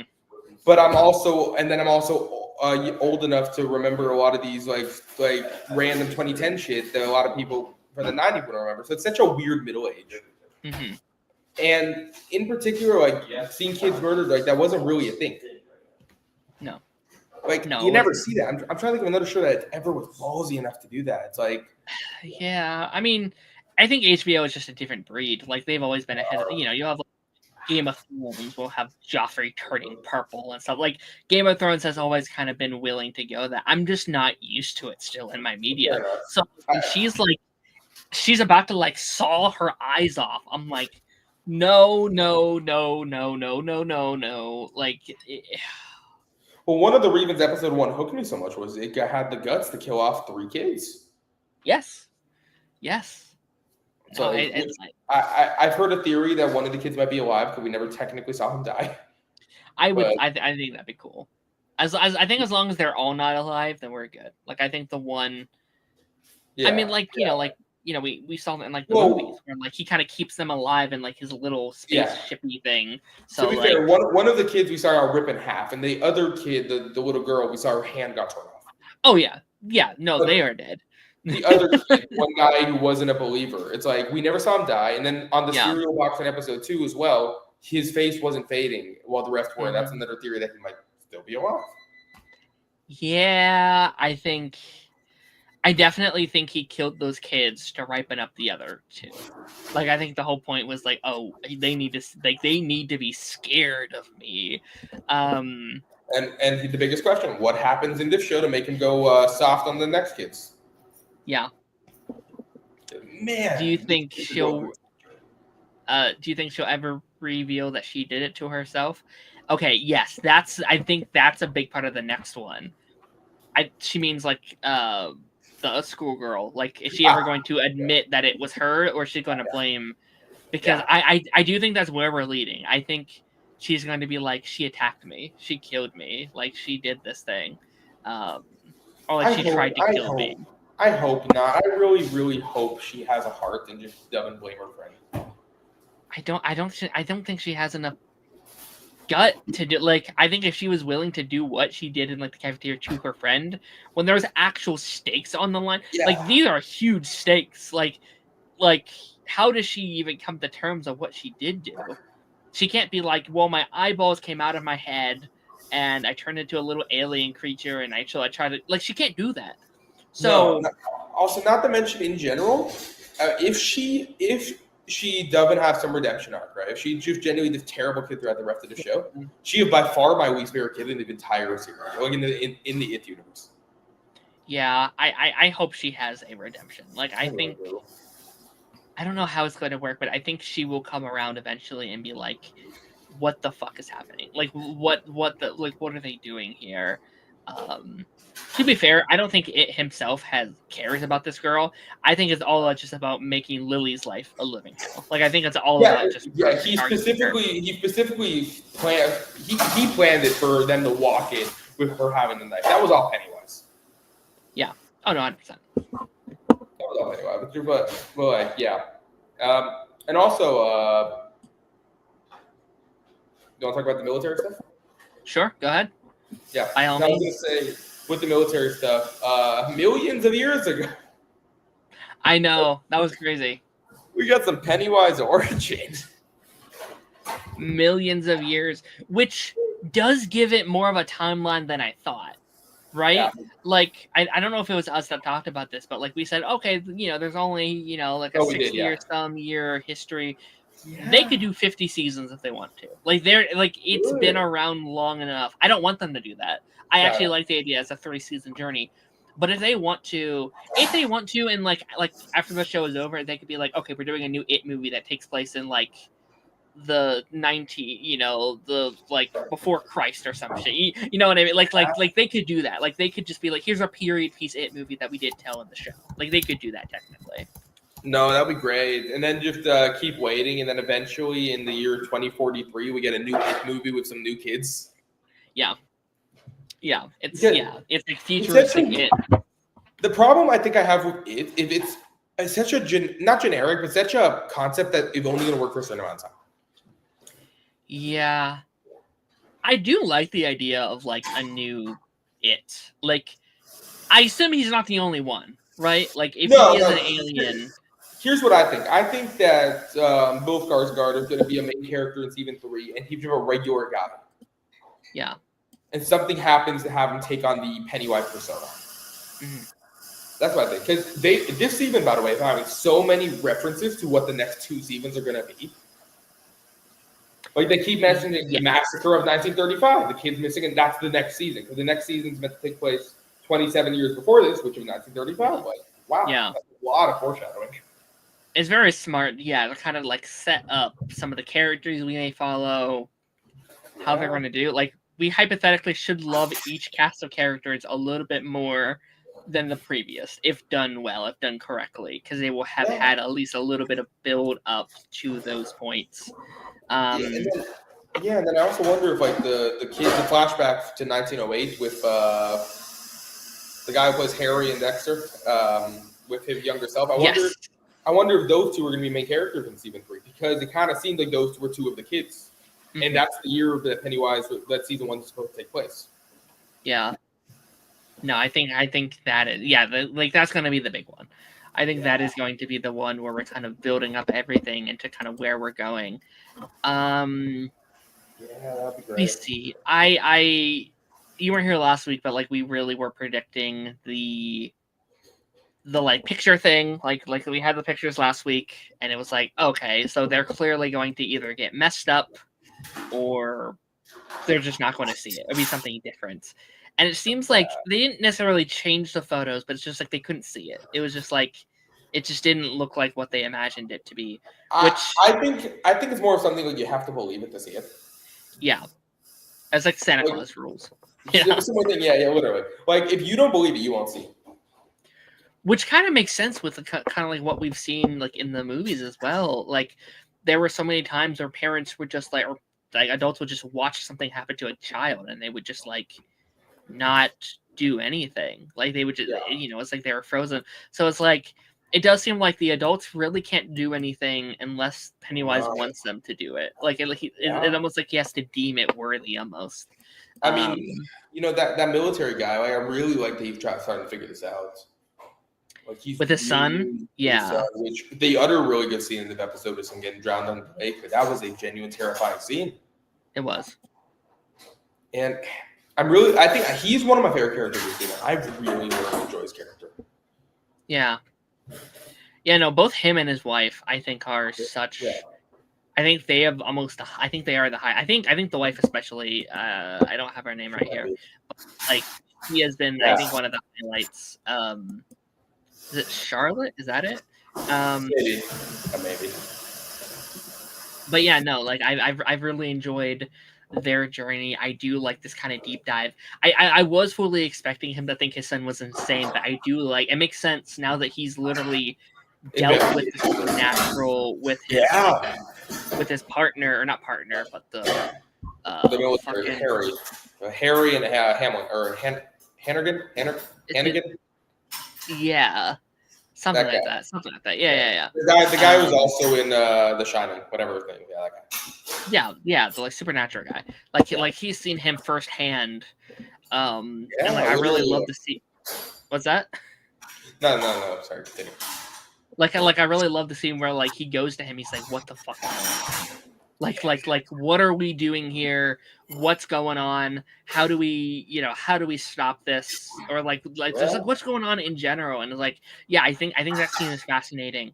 Where like he like thinks his son is going crazy, but then he like literally sees the like marks on his hand, and he sees the like balloons like slowly sliding by, and then again when he like goes outside, like that scene's great too, where it's like, who are you? What do you want? What the fuck is going? Like that's great too. Yeah.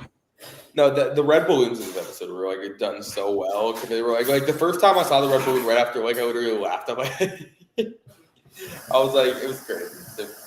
I think the show is doing such a good job at I don't know what the right word I'm looking for. It's like subverting expectation. I think that's the word. Yeah. Because, we haven't seen Pennywise yet, which honestly I do think we need to see him within the next few episodes. Because I do like these kids and all that, but I do think we need to see him soon. I would like to.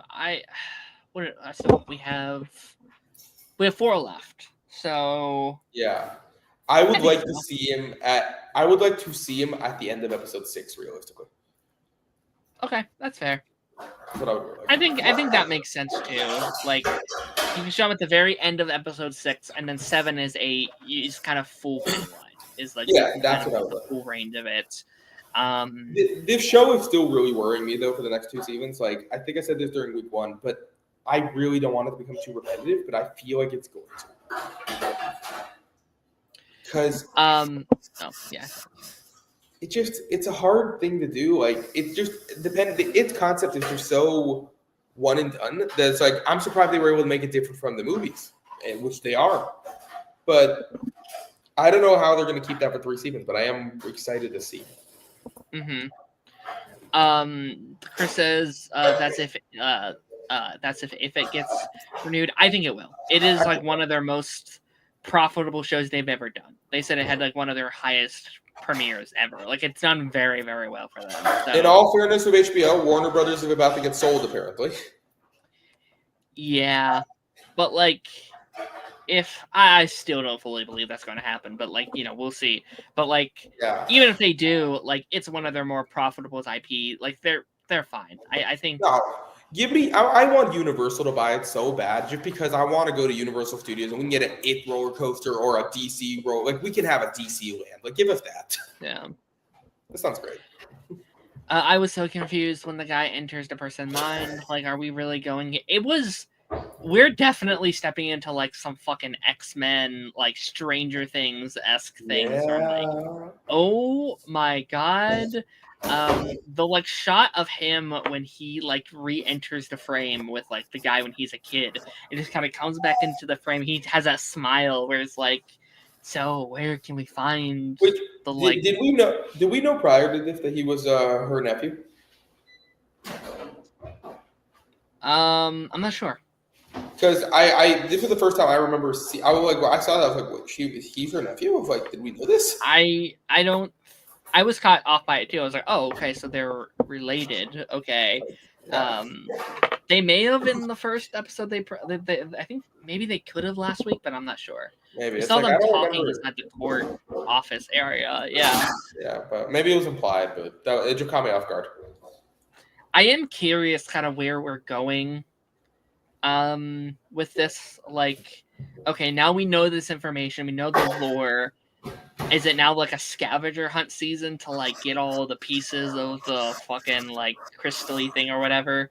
You know, if it wasn't the mid-season finale, I would think it wasn't. But the fact is, it's a mid-season finale. It's the perfect time for them to shift. Yeah, they have 4 left. Like that's Yeah. we have 4 hours left, which is like the amount of all the It movies combined. So like we have time to do this. Really? Like this, I find it fun. This series in general, this season is going to be longer than both movies and the 90s TV show combined, which I find really funny. 100%. Like I think that in total reaches to like, is it 6 hours, 7 hours, something like that? Probably 7 because the miniseries is 3 hours. Yeah. So is the 2017. No, the it too is 3 hours as well, and then like it 2017 is like 2.5, I think. So okay, so about 8 hours roughly. Okay, so like about the same then, I guess. But still, that's what I mean. But this show's gonna get more seasons. Sure. Yes, you are. Yes, correct. I liked. What is it? Is it? I think it's Charlotte's little arc that she's been going on. I like her kind of like going into the jail cell and just like kind of like demanding her shit and just being like, okay, we're gonna do like, you know, they did this improperly, so we're gonna do this and this and this, and you know, we'll get you like a home arrest situation. I think that's very, very cool. Yeah, I think everything they're doing with her, like she had her own side story going on, completely different from the rest of her family. I find it funny. The 3 family members in that family have a different story going on. It's cool. Yeah, no. Yes. And then their grandson have a different story going on in his future. It makes sense that they would give it to them because like they are like a canon event, I guess, right? Like they are directly connected. It feels like their family will forever be. I believe you do see the dad of the grandfather in the first It movie in like a flashback sequence with the fire and all that. So I wonder if like viewing experience will make it any different now that you actually know his background and all that. Yeah, no, that's gonna be very interesting. I'm excited for that. And the whole bit of like, oh yeah, so he was having an affair, or not an affair, I guess, but like he was sneaking out with a married woman, and it wasn't an affair for him because he's divorced for or her. like whatever. Yeah. It was an affair for her, yeah. Which I'm yeah, curious who the woman was. Like, do we know the woman? I don't. Unfortunately, I don't think it matters. I think it's just the fact that like, oh, she had an affair with a black man in this time era, and when they find out, you know, unfortunately, biases are going to come out, and you know, they'll probably kill him. Is kind of like the idea that was implied. No, for so sure. that's interesting. It's like, okay, jail or death is kind of his things right now. So interesting stuff. I'm excited to see where that leads. Can we like, I want to believe that like, oh, we can like let him out and do this and this, but like, I don't think the show will. I don't know if the show will end positively. Like, I don't know if it's and everyone has a happy ending. I feel like it's going to be a tragedy show. No, I don't see. I genuinely, Lily, is that her name? Lily, yes. I honestly don't see a way where she doesn't end the show dead or in an insane asylum. Yeah, I think there needs to be a line where, because it can't have a happy ending necessarily. He has to win. But also, how do you keep us coming back? Right? If every season is just damn depressing, you're just not going to want to come back. It's kind of the same idea that people had with like Walking Dead. It's like, okay, Sure. if I'm just coming to the show to see kids die and murder after whatever, you're not going to want to come back. The whole reason people like horror movies is that, like, for the most part, your hero has kind of come out of it. Your hero can succeed and make it out the other side. If the main hero always died, people wouldn't enjoy them as much, I don't think. So, like, I actually think it would be pretty interesting if in season 3 the main character were all adults, not kids. Yeah, that'd be cool. I think that would be an interesting turn. It can't be for season 2 simply because they have referenced like 3 or 4 times throughout the show that there are kids that went missing in 35. Right. And we're gonna meet these kids, I assume. So I am curious to see where the show's gonna land because, as I said, I don't want it to be too repetitive, but I'm trying to find a way it won't be. Yeah. Time will tell. I'm excited for it. Let's see how it goes. For sure. Any other comments you have on this? I feel like it was a pretty straightforward episode once more. It was probably my least favorite episode, but just because it didn't, like, for instance, they have probably the scariest scene of that show for me, which is the eyeball scene. Yeah. But in general, I don't know why the other 3 episodes I just thought were better at the pace. I don't know why. I guess my last thought, I do wonder like which episodes Andy Muschietti is going to be directing because he didn't direct the last 2. That is interesting. I assume he did the finale. He's meant to direct 2. He meant to direct 2 more. Okay, so it's probably 7 and 8, I would imagine. Probably 7 and 8, yeah. Because he direct the first 2, and then he meant to direct 4 in the total season. So probably the first 2 and the last 2, whatever. Yeah, agreed. Because I believe him and his wife are the showrunner for this season. I don't think they're showrunners. I know they're producers, though. Yeah. All right. We have one more show to go into. Yes. But let me read some of these kind of off-topic combos here really quickly. Sure. I just want the Lanterns trailer. I'm curious if that's coming after this show ends. Could a trailer come out after the show ends? Yes. The show itself, no. Because the show ends the 1st of December. Here's what I'll say. I would look less at it, and I would look more at Knights of the Seven Kingdoms. Knights of the Seven Kingdoms starts in January, and it goes through, I think, like end of February. So I would not be shocked if Lanterns is like a mid to early March. I think that would make a lot of sense. It will, and I'm pretty sure the rumor of it getting delayed got debunked, I believe. I don't think. I don't know when else it could come out. Like, I think it has to come out before Supergirl. It's simply because DC. Okay, right now DC are trying to repair their reputation. Yes. It's going to take a few years. Like, people are like, Superman underperformed. It did not. For DC, holy shit, did that perform well. It made money. Yeah. It made money. The problem with DC right now is they need to repair their reputation. They can't make $1 billion movie right now. No. But maybe by 2030, if they've repaired their reputation, they could go back to making $1 billion movies. They need to spread out their IPs. This is something Marvel struggled with for a while, where it's like, oh, we have like back to back, which I love, but I know it's not good for, like, I don't know, just marketing and stuff like that. So, like, Supergirl's in June, Clayface is in October. September. You cannot. Is this September? Even worse, yeah. September.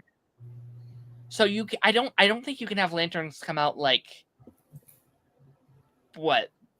August. Like you need a gap in between. Like I think it needs to be February, March, and then like 3 months off, and then Supergirl, and then 3 months off, and then Clayface. I really do. I think that Creature Commando, Superman, and Peacemaker were actually pretty perfectly paced for this year. Yeah.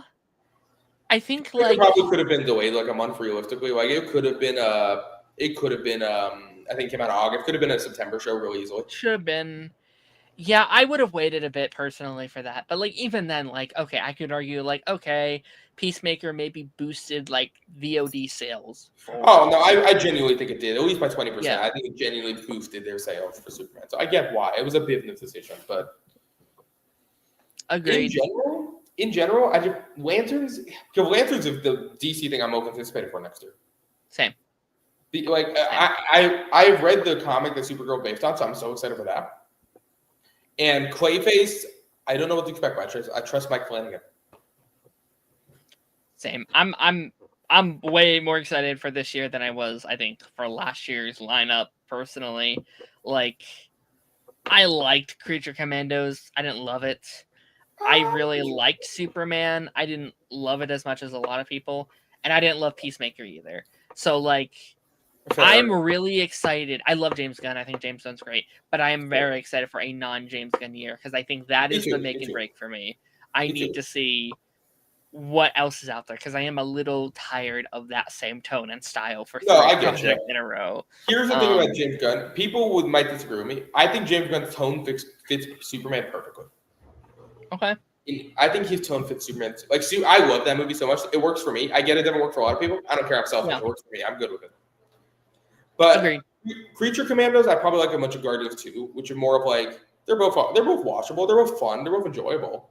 Yeah. But they're both my 2 least favorite James Gunn things. I might agree with that.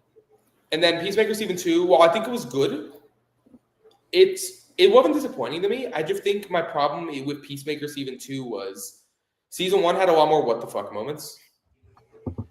Like the scene where he chainsawed the gorilla in Season 1, like Season 2 didn't have any moment like that for me. Yeah. Oh, but not to mention when it was coming around the same time as Gen V, which I think I liked a little more. Same. I liked it a lot more. Personally. To be fair, when I first talked to you about Gen V and Peacemaker, I said I like Peacemaker Season 2 more. I've now switched. I do like Gen V Season 2 more. Fair. But it's going up the more I think about it. So maybe I'll eventually like it a lot more. But what up, Cameron? How's it going, buddy? Yes, it got debunked. Yeah, I think it's either like late February, early March. I think February would also make sense because there's no other shows like we looked it up a couple months ago. The only other show in like February is like Bridgerton, which is a binge drop and a completely different genre of show. So like they would own February. I think it has to be February because if it's March, it competes versus Daredevil, and that's going to be a tough one. Even then, oh man, even if it does blend over, because that's going to be an 8-week show. Yeah. That's going to be insane to have Lanterns, Invincible, and Daredevil on the Invincible too. Oh shit! Yeah, like that's insane. That might be the coolest lineup we've had since like the old CW days, where it's like all the superhero stuff on all the time. Well, there's never going to be anything like that. Like CW had Flash, Arrow, Legends, back to back. No, but this could be not to mention like Agents of S.H.I.E.L.D. and Cloak and Dagger and Runaways. It's just like I don't love the corporate era for DC and Marvel television because that's really what it is right now. Mm-hmm. I do miss when Marvel could make a show like Cloak and Dagger and Runaways and get away. They can't make a show like that anymore. No. Spirit Halloween says, "Hi guys, what's going on? Hope you're doing well." Did you see my Stranger Things comment? I did. I started for when it was away from the It conversation. I was. Oh wait, that's not it. Let me scroll up. I think Stranger Things will end with Death of 11. Thoughts? Yeah, they commented. Naruto commented in our Discord today and asked us to talk about who do we think will die in the next season of Stranger Things. So we don't have a lot of time here, but who's your kind of quick list of Stranger Things characters you think might die? I don't think Will die simply because he already had the fake death. If he died, it'll shock me. That would actually shock me. I've heard the take recently, and since I heard it, I 100% agree. The whole point of the show is finding Will. Exactly. I think if you end the show killing Will, that's such a depressing rewatch to be like, well, he died anyway, so what was the fucking point of everything? Yeah. Then they also won't kill Hopper, similar reason. They already killed him. Already faked his death. I don't see him doing anything. Same with Max. They won't kill Max. Yeah, they won't kill Max. Now, I do think one of the kids will die, and I do think it'll either be 11 or Dustin. I don't know why I'm thinking Dustin. Ooh. I just think Dustin could just sacrifice his life for Steve or something. And I don't know. Dustin, I don't think Lucas will die simply because I think Lucas and Max are just going to live. Yeah. And I think they're going to want to kill one of the kids. Mike, I guess, could die, but I just have no reason to think Michael dies. I think he's their poster boy. I don't think Mike dies. Yeah, that's the thing. I think Mike and 11 will stay together. I think Lucas and Max will stay together, and then I think Dustin will sacrifice his life. I kind of agree with 11. I'll be honest. I could see it being 11. Like, I think it kind of makes sense of like 11 came in to help them find Will, and then she ultimately dies at the end. Like, Have you seen the opening of season 5? Because they've released the first. I've not. Okay. I've avoided it because I'm just like, it's so close anyway. Yeah. Okay. I heard it was connected to Will though. I was like, okay. It is. I haven't actually seen it, but I've seen the first 2 minutes of it, and then I was like, wait, I can wait. But yeah, I'll just say it's a good opening. Okay, that's exciting. Okay, yeah. So I'll say 11. I'm gonna say a wild one. I think Joyce might die. I thought about it. I think that's the big like traumatic one because that rocks literally at almost every character. Like Hopper. Fair. Like, I think it raises Hopper's role in the show because then he has to kind of then like take care of like both Will and 11 at that point. But I think or not 11, but I mean if she dies, I guess, but like she'll have to kind of take over for Will. Yeah, fair. The one reason that I don't think Dustin will die is because I do think that they're gonna want to have an ending final scene of all 4 kids finishing with D&D. Yes. I don't think the OG4 die. Yeah. Dustin is my biggest of the OG4, but truthfully, I don't think they'll die. Because also the Duffer Brothers have straight up said that you have known the final scenes in season 1. Yeah, no, it has to be. I think it's like those 4 riding off together on their bikes or whatever, or 5, I guess. Well, they're old as hell now, but yeah. Yeah, I think Jonathan can go. Jonathan can go. Oh yeah, he exists. Jonathan hasn't done nothing in like 4 seasons, so yeah, he can go. I mean, he exists. Nancy, similar thing. Murray can fucking go. Murray's getting nuked like episode 1. Oh yeah, I forgot who Murray was. I literally forgot who Murray was for a sec. Yeah, if Hopper hadn't died at the end of season 3, I would have really advocated Hopper. Because I do think he's the character who would sacrifice for all these kids. Who, Hopper? Yeah. Yeah. If they didn't already do it, I would also guess Hopper. Steve, I don't know why. I just don't think Steve will die. He like at the end of season 4, I said Steve. I said Steve even in season 3, but now I think they know everyone knows the meme of Steve dying. It's like, oh yeah, he's their Iron Man. So I think maybe they had that in mind, where it's like, oh, everyone thinks Steve is going to die. Okay, so now we can't kill him, kind of thing. Fair. Also, in general, it's like. Also, Robin. I don't think Robin will die. I don't think. I could see it. I wouldn't be shocked. It won't matter, but I don't. Even Robin. It's more one of those things where I think they're going to try and keep most of those couples together. Yeah. Like I think Steve and Robin will be fine. I think Max and Lucas will be fine. And here's the thing: then I think Mike and 11 will not be. I think if they split one, that would be the one. Yeah, I think 11 just makes sense. I think it makes sense to like introduce her as this kind of wild card new character, and it ends with like her having to accept her reality. Like she kind of created this whole thing. It makes sense that she is the one to have to put it in place, and for her to have. Yeah, I think. Yeah. Are you gonna watch the Tales from '85 spinoff show that they're making? Yeah, I'm excited for that. They have multiple spinoffs planned apparently, so. Yeah, they have the fucking Broadway play that I'm still waiting for them to drop on Netflix. Drop it! I want to see. Yeah. Like, seriously, just drop it. They've said that like that's important for season 5. I'm like, okay, cool. Show it to us then. That would be nice information to have. Literally, they put Hamilton on Disney Plus. You could put the Broadway play on Netflix. Yeah. No, just like gatekeeping information. That's awesome. Thanks for that. It's the opposite argument from like, oh, people who like what we said about The Boys and Gen V, how Gen V season 2 is important for The Boys season 5. Oh, this is important for Stranger Things season 5, but you cannot watch it unless you go in person and spend hundreds of dollars. Yeah, no, it's fucking ridiculous. So stupid. Okay, I'm gonna speed run through these, and then one more show that we'll get through very quickly because we are kind of at the end here. No worries. Jeffrey said, "Bet Daredevil is the best show next year. Not to throw shade, but at Lanterns. But depending on what happens, it's way too early for me to say." Yeah.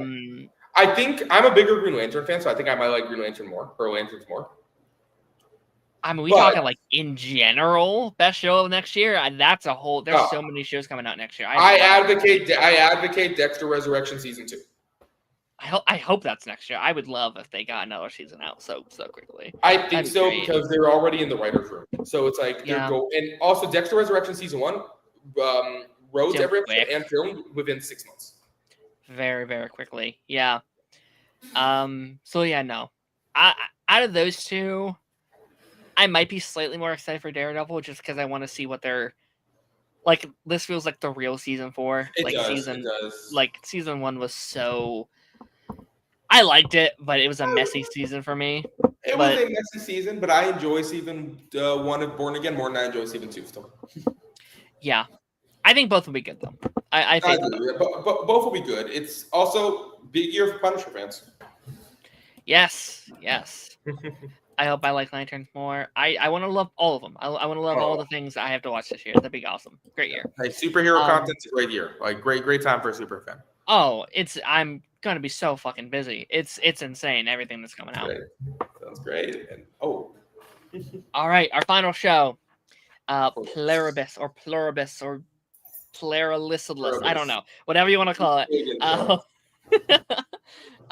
Season 1, episode 3 of Pluribus. I haven't said this whole thing, but if you are not caught up on Pluribus and you care about spoilers, we're talking spoilers. I talked kind of it solo last week because I was so jazzed about it. But what was your kind of just vibe on the first 2 and then kind of leading into this 3rd episode? Okay, so like in general, when it comes to Pluribus, I was only excited for it because of Breaking Bad, Better Call Saul, big fans of both shows. I think both shows are peak television. And Pluribus, I didn't know what it was about until I watched it. So when I saw it was a zombie apocalypse, I was disappointed pretty quickly until I saw how they handled it. Mm-hmm. My level from that went from here to back to here within the end of the first episode. Like, I think they were handling a zombie apocalypse so much better. Like, it's just different. It's just different. And it is. Guys, sorry. No.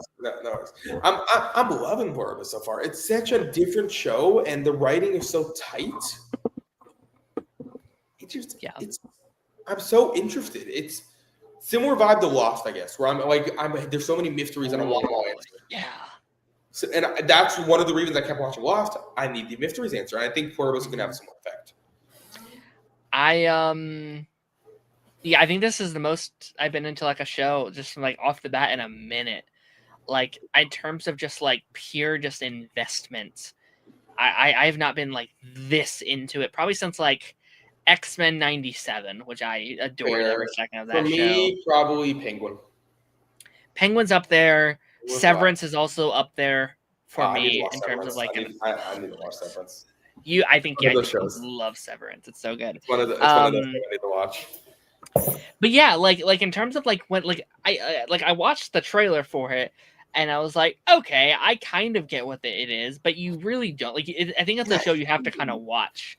Like, there's been a couple people like, okay, I'll watch the trailer and see if I want to watch it, and I've just kind of been like, I think you just kind of have to watch the pilot. I think you just have to watch that first episode, and really decide for yourself, because that is the real deter. And I think like last week there were so many people that said this is one of the best pilots of all time, and like I watched it and I was like, I kind of understand that take. Like I kind of get it in terms of just like I understand that take, but I wouldn't agree. Okay. I think in terms of just like the hook, it is a really good pilot. Like I think it kind of does everything it needs to do in terms of it really is. on the series. If I'm looking at Vince Gilligan in general, I think it's a better pilot than Better Call Saul. But I don't think it's a better pilot than Breaking Bad. Ooh, interesting. I would need to rewatch the Breaking Bad pilot. But yeah. The thing about the Better Call Saul pilot for me is if you hadn't watched Breaking Bad, like let's say for some reason you want to watch Better Call Saul without watching Breaking Bad, it doesn't work as well. Interesting. Because the whole Tuco at the end thing, it just doesn't work as well without having watched Breaking Bad. Sure. Yeah.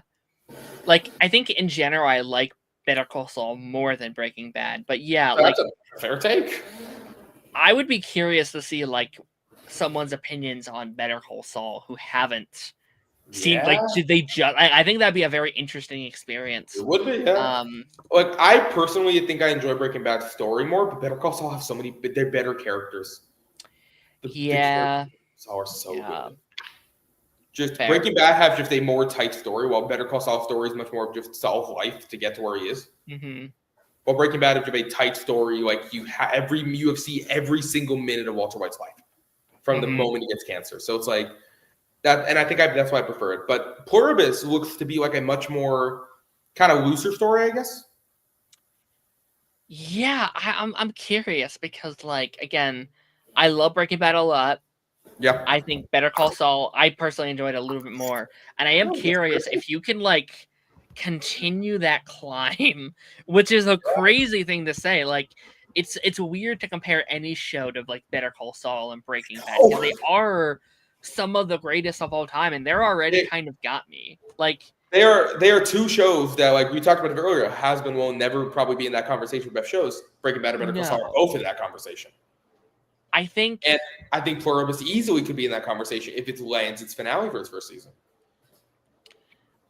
Maybe it's just because I'm watching it live and I didn't watch Yet There's Live. I think I'm already more hooked on this show than I was both Breaking Bad and Better Call Saul when I started watching those. Fair. I watched Better Call Saul final season live. I saw the last couple episodes live of Better Call Saul. But like, no, I get what you mean. In general, it was COVID. I was looking for a new show, so I binged Breaking Bad. I'm like, holy shit, it was great. Then I binged Better Call Saul and caught up with season 5. Like, they were great. But yeah, no, for sure. Yeah, like I talked a lot about the first 2 episodes last week. I really loved them. I really loved it. But I was so curious, like, okay, where does episode 3 go? And I think episode 2 kind of rised. It felt like a roller coaster. Where like episode 1 is like, okay, it's slowly going up. It's slowly going up. Episode 2 is them going down the coaster. Episode 3 is them resetting the roller coaster to go again. It's kind of what that episode felt to me. It was like, okay, episode 2 is crazy. We did a lot of things. Thousands of people died. And now let's kind of readjust. Yeah. And I think it was a big, like, kind of, like you said earlier, a big lore episode. It's a big, just kind of setting the stage for what they are seemingly building to. Exactly. And where they are going. And, you know, our main character here and how she's feeling and what is she doing? Because she also doesn't know what she's doing. Like, I think this episode, she's kind of, like, given up a little bit. Like, she's kind of like, well, nothing I can do. May as well just go home and try and live the rest of her life.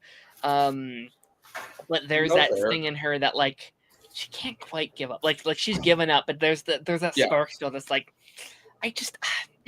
And she's kind of like going back and forth within the episode of being like, no, I'm done. Fuck this. Just do this. And then it's just kind of like, but like you said this thing. And it's like, oh no, but like this. And it's that back and forth. That's so like, she is, I forget the character's name. I'll have to look it up here in a second, but like, she is such an interesting, fascinating character to follow. And also Rhea Seehorn, is that her name? I think that's her name. Yes, Rhea Seehorn. Carol is her name. Okay. Yeah. She does. I loved her as Kim Wexler. Kim Wexler is probably one of my top 10 favorite characters of all time. I love Kim Wexler. Agreed. I don't know what I'd say top 50, but she is one of my favorite genuinely characters that I've seen in recent years. And I was so excited to see her starring in another show by this because she's an incredible actress, so underrated. And I think she kills it in this. Yep. She absolutely kills it. I couldn't agree less. No, I think it's such a well done character so far. I love the bits, this kind of thing that they've been building out with her with that scene inside the the little icebergy lounge place that they were building up, and like I think that scene is such a well-crafted scene. Sure, yeah. It's just like her bitching about this, being like, "What the fuck? Like, this is a horrible like." Which I was with her fully. I'm like, this place, I would hate living in. I would hate sleeping in this place. This looks awful. I would too. But like, it's her being like, "No, this is terrible, terrible, terrible." But then there's that scene where she kind of like goes into, what is it? Jennifer, was that her name? Helen was her partner's name. They haven't quite said what their dynamic is yet. It's I thought it was her manager, and then it was like, no, maybe it was her girlfriend, and then maybe it was her wife. It's like they really have not said. It's like, yeah, like the vibes I'm getting right now is like non-confirmed lover. It feels like like secret lover type thing. I don't even know if it's secret lovers. Like, I get the vibe of just like they both clearly loved each other, but neither maybe spoke on it, or maybe they did, but it didn't work out, and maybe they just this kind of unspoken thing that they never fully. I don't know though. I don't know. I get you. Yeah. I mean, the one thing I'm actually worried about for Pluribus is it's something that I congratulate on, but I'm worried about it as a fan, which is going back to the Loft thing. If they keep having mysteries, I binged Loft. I don't know if I could have done that week to week. And if Pluribus keeps having these mysteries for years, that's going to be rough to watch. I am curious because, like, it seemed like Breaking Bad and Better Call Saul always kind of knew their ending before they got there. It seems like it was such a planned out. This show, it doesn't seem that's planned out. Vince said that he is going to do the show as long as she wants to do it. He said maybe 4 seasons, but maybe more. And that bit does kind of concern me a little bit because I'm like, oh, okay, so there isn't as much of a roadmap as maybe you, especially like Better Call Saul. Like Better Call Saul had a roadmap. Yeah. To be fair, though, Breaking Bad had completely changed what it was gonna be. Okay. Like for the Jesse who meant to die at the end of season 1, the finale, like some guy broke into. Why can't I remember his name? What the hell? Anyways, a guy broke into the actor was Walter White. Why the fuck can't I remember his name? It's been a while since I've seen it, so I would not be in a good. I would have to. Bryan Cranston. Why couldn't I remember Bryan Cranston? Oh, Brian. Okay, yeah, okay. Why could that? I'm sorry. That annoyed the hell out of me. Why could I not remember Bryan Cranston? Oh my god. Fair. But yeah. Anyways, a guy broke into Bryan Cranston's car, stole the script for the original finale, and Vince Gilligan rewrote the finale. That's crazy. Yeah. So that's what I mean. It's like the finale that we got, if not what the finale he thought was going to be when he filmed season 1. Fair enough. Better Call Saul, I guarantee that the finale is the finale we were going to get from episode 1. Oh, yeah. No, like that show had, I mean, like, I think a lot of the in between was probably up in the air, but like he definitely knew that final season, I think, pretty front to back for the most part. Yeah, it's like, I don't know if he planned to introduce Gus and Mike as much as he ended up doing so. Mm-hmm. But the ending, I think, was exactly what he envisioned. Yeah, no, for sure. In the Pluribus, it's such a kind of mindfuck show because I kind of found it interesting that this and It's Welcome to Derry are airing at the same time because 2 of them are genuinely some of my best favorite times watching television in years. Both are, definitely very like mind fuckery kind of shows. Like makes you doubt everything. And I love the small little details about the mind not mind flare, that's not the word I'm looking for, but like the mind these things. I do like that it's so centered around emotions. I think that is so fascinating. I like that like one of the like most angry and most temperament characters, every time they do that, there's a chance that thousands may die. That adds such a character stakes. It does. It adds a bit of like, this is the most fucked up thing that's ever happened on Earth. But if you get too mad, you kind of become not as bad, but you also become kind of what you're arguing because you are then killing thousands of people. Yeah. There's that line for like episode 2. It's like, like for being one of the biggest, terrorists of all time, I'm doing all right. Or like mass murderers of our time, I'm doing better than I should be, or something like that, where it's like, yeah, technically, but then there's the pushback of like, well, it wasn't really you. Like, you didn't ask for this. This was not on you. Like, if they didn't do any of this, then it wouldn't have been on you. So yeah, there's that back and forth that is quite fascinating. For sure. Yeah, I think what Pluribus does very well is kind of its themes and ideas. Mm-hmm.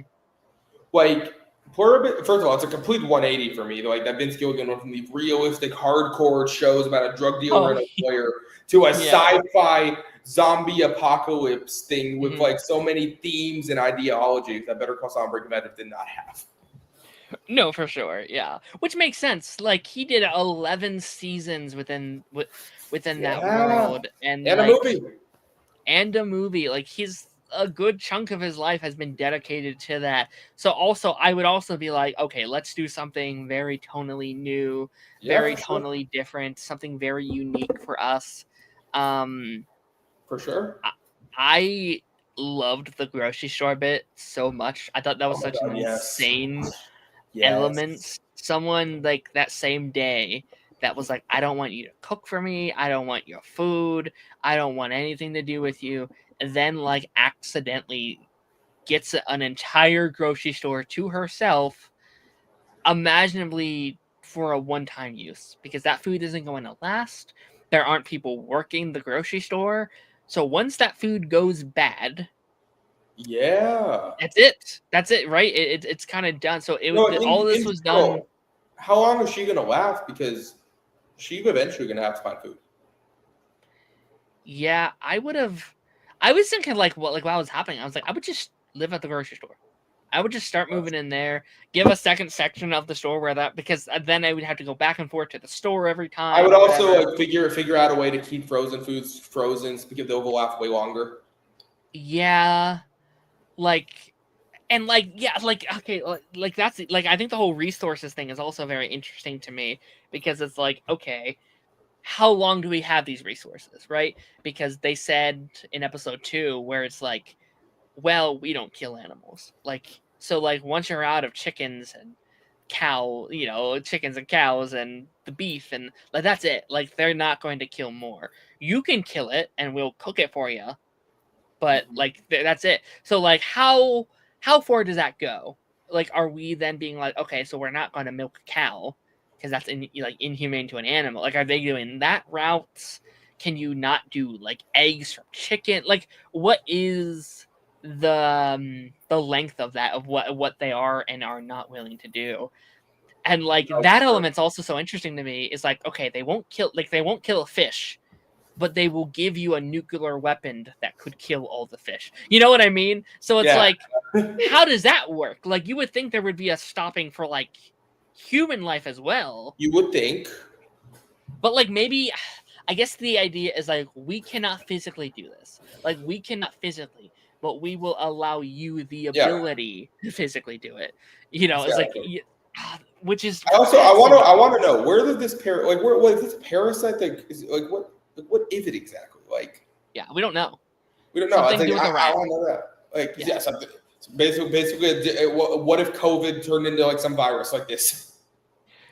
For sure. Yeah. No. For sure. It's very fascinating. I'm very curious to kind of see, like, I think we're going to get a lot more into like the lore of it all and where it's going and why and what happened. What was with the rat? Did they do some kind of experiments on it beforehand? Yeah, we'll get some flashback. I think it'll be in the finale event, or at least a tease of kind of what happened. Mm-hmm.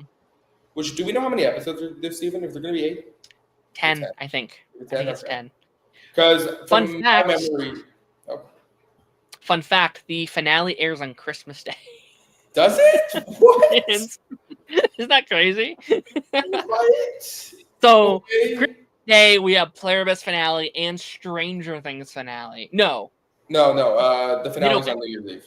Yeah, middle batch of Christmas. Okay, of Stranger Things. Okay. Stranger Things, by the way, terrible idea of what they're doing with their final season with the splitting up. But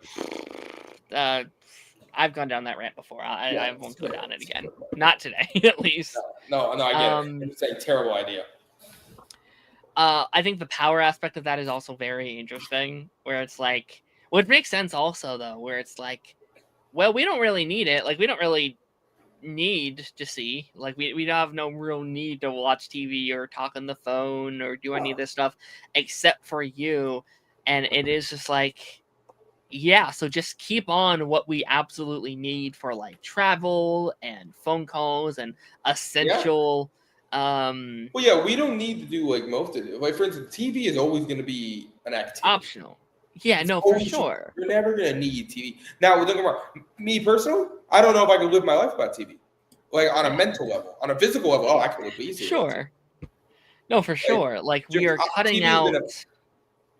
God, sorry. I was gonna say TV's just been a big part of my life. That like, yeah, I don't think I could personally cut it out, but it wouldn't.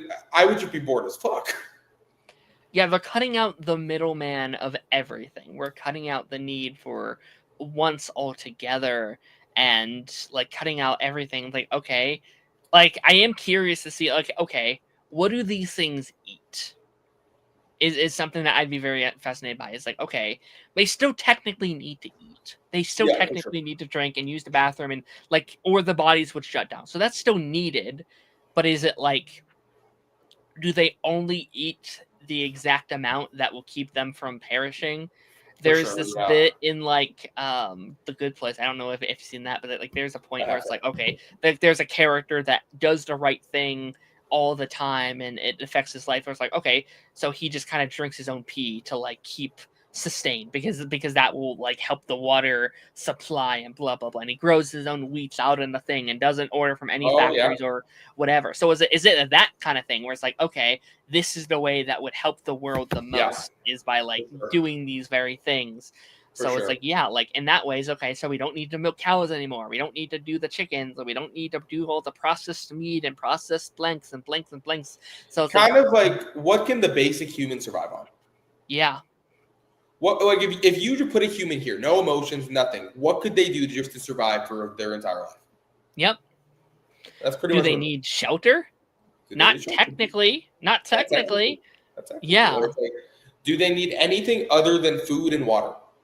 Right. And air, but yeah, like no, like it's interesting because like one of the bits of like having a home is like, okay, your safety from others and the warmth of, whatever and from the things, but it's like there could be this idea of like, well, like a few cracked eggs kind of thing where it's like, okay, maybe some will die, but in the long run it's going to save millions on like pollution and the trees that you have to build all the houses on and blank blank blank. So it's like I am really really curious to see the like what are their like what's their ultimate goal.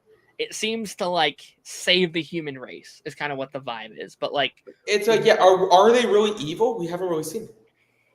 Yeah, like are they doing what they genuinely think is good? Yeah.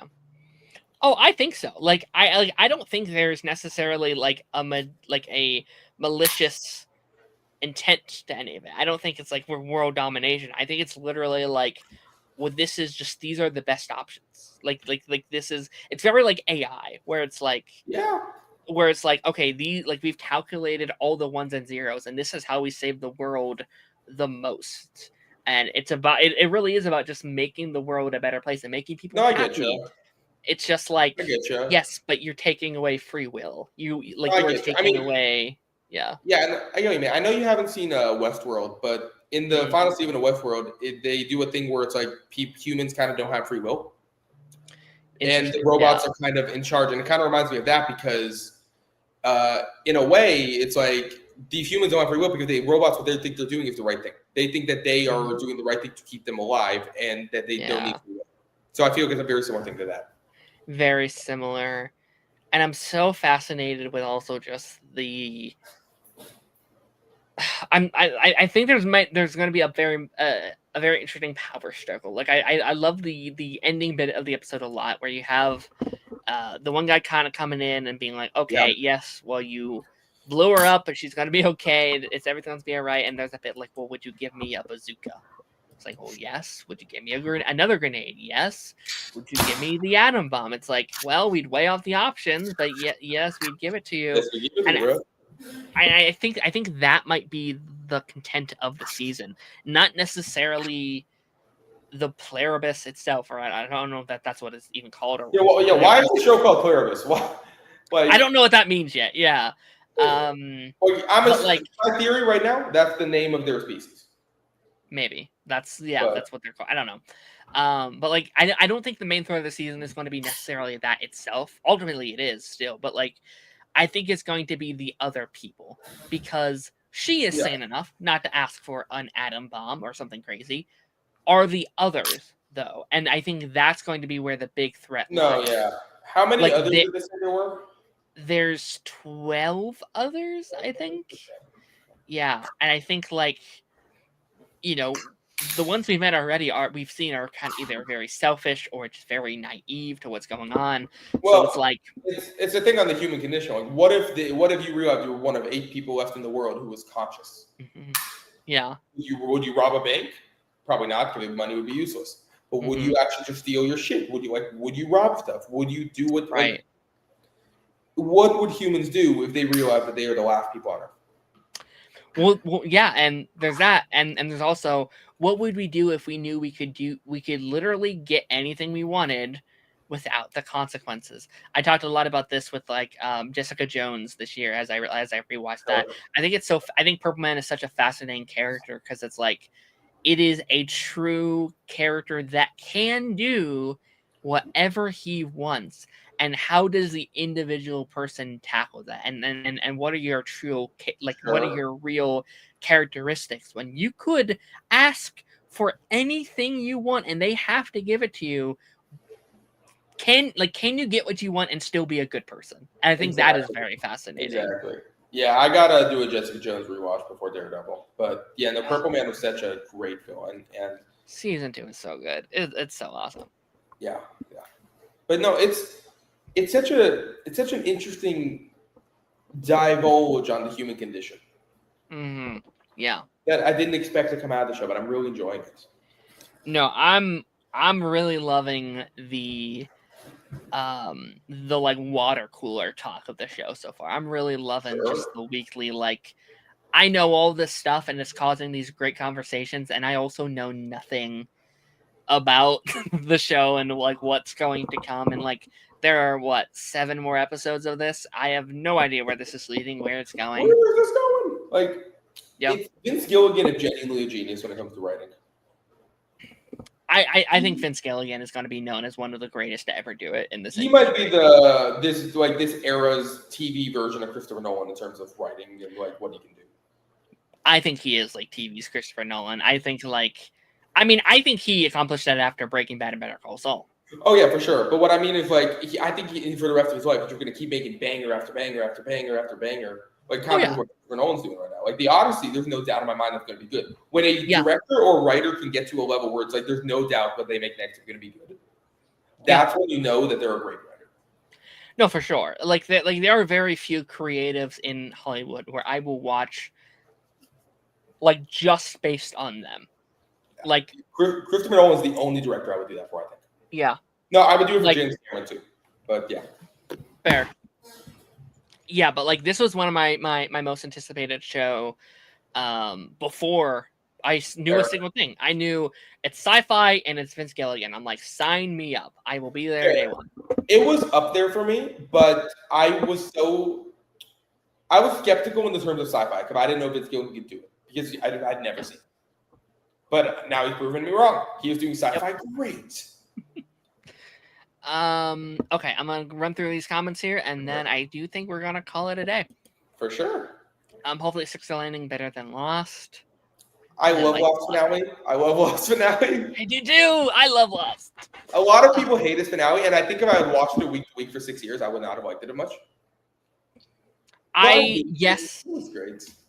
It is. I also think people kind of misunderstand the ending as well. I think people think it's something it's not sometimes. But that's for another day. People assume they've been dead the whole time, but you know. It's like that's not what happened. I watched Saul without Breaking Bad. Ooh, but I was familiar with Breaking Bad. I love Better Call Saul still and never watched Breaking Bad. Oh, interesting. First of all, go watch Breaking Bad. Second of all, interesting. I did a Better Call Saul. It's so long, and thanks for all the fish minus the dolphins. Oh. Okay, that must be a reference. I don't get, but yeah. Cool. It's the woke mind parasite. Just kidding. Kind of, in some ways. Kind of. So the cult is still a cult. Yes, kind of. Kind of. Netflix is convinced that Stranger Things is that hyped up. They're doing the dumbest release ever. I don't even watch it, but it's the stupidest release. Well, Stranger Things is that hyped up. Like, it is gonna do well. It is gonna do great. But yeah, I prefer. I don't hate them doing the 3-part thing. I do think the holiday thing's a bit. I don't love it personally, just on the basis of like, you want your Thanksgiving batch? No, you want your Christmas batch? No, yeah, your New Year's batch. Like, I think Thanksgiving's the best out of them, or even New Year's. I don't love Christmas. I think Christmas is just a weird feeling. I'd prefer if it was like Christmas Eve even. I don't know. I think that works slightly better, but I don't know. I'm gonna try to see the finale in theater because I know they're putting the finale in theaters. I hope Regal's doing that. I really hope they are. I would love to do that. Because I'm doing a New Year's party with my friends on New Year's Eve, so I'm gonna see if I can try to plan us going to see the finale on my New Year's party. I would love to see that on the big screen. That'd be great.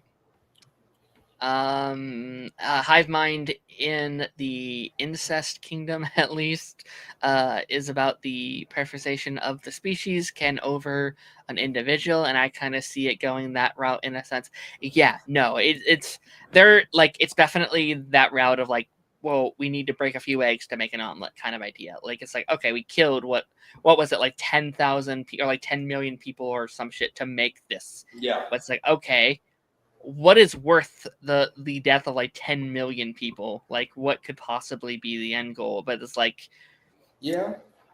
Ultimately, though, like they're probably calculating like millions of years, like the future of millions of generations. But then, well, like here's an idea that I didn't think of. Like, is there reproducing in this new timeline? Like, yeah, I know that's a weird conversation, but like, I was just thinking that. No, I was just thinking that. Like, are they going to make them reproduce? Like, I guess but it's probably in a very professional sense, right? It's probably like, are they going to physically get like here? Oh, man over there, girl over there, come here. Like, it's it probably is, and it's probably very much just like they probably limit it where it's like, okay, this is what they'll probably do is they'll probably wait a couple years to let the population die down, and then when it's like the perfect amount of people, it'll be like, okay. At this rate, by the time I'm 50, the world should be growing like double. Sure, yeah.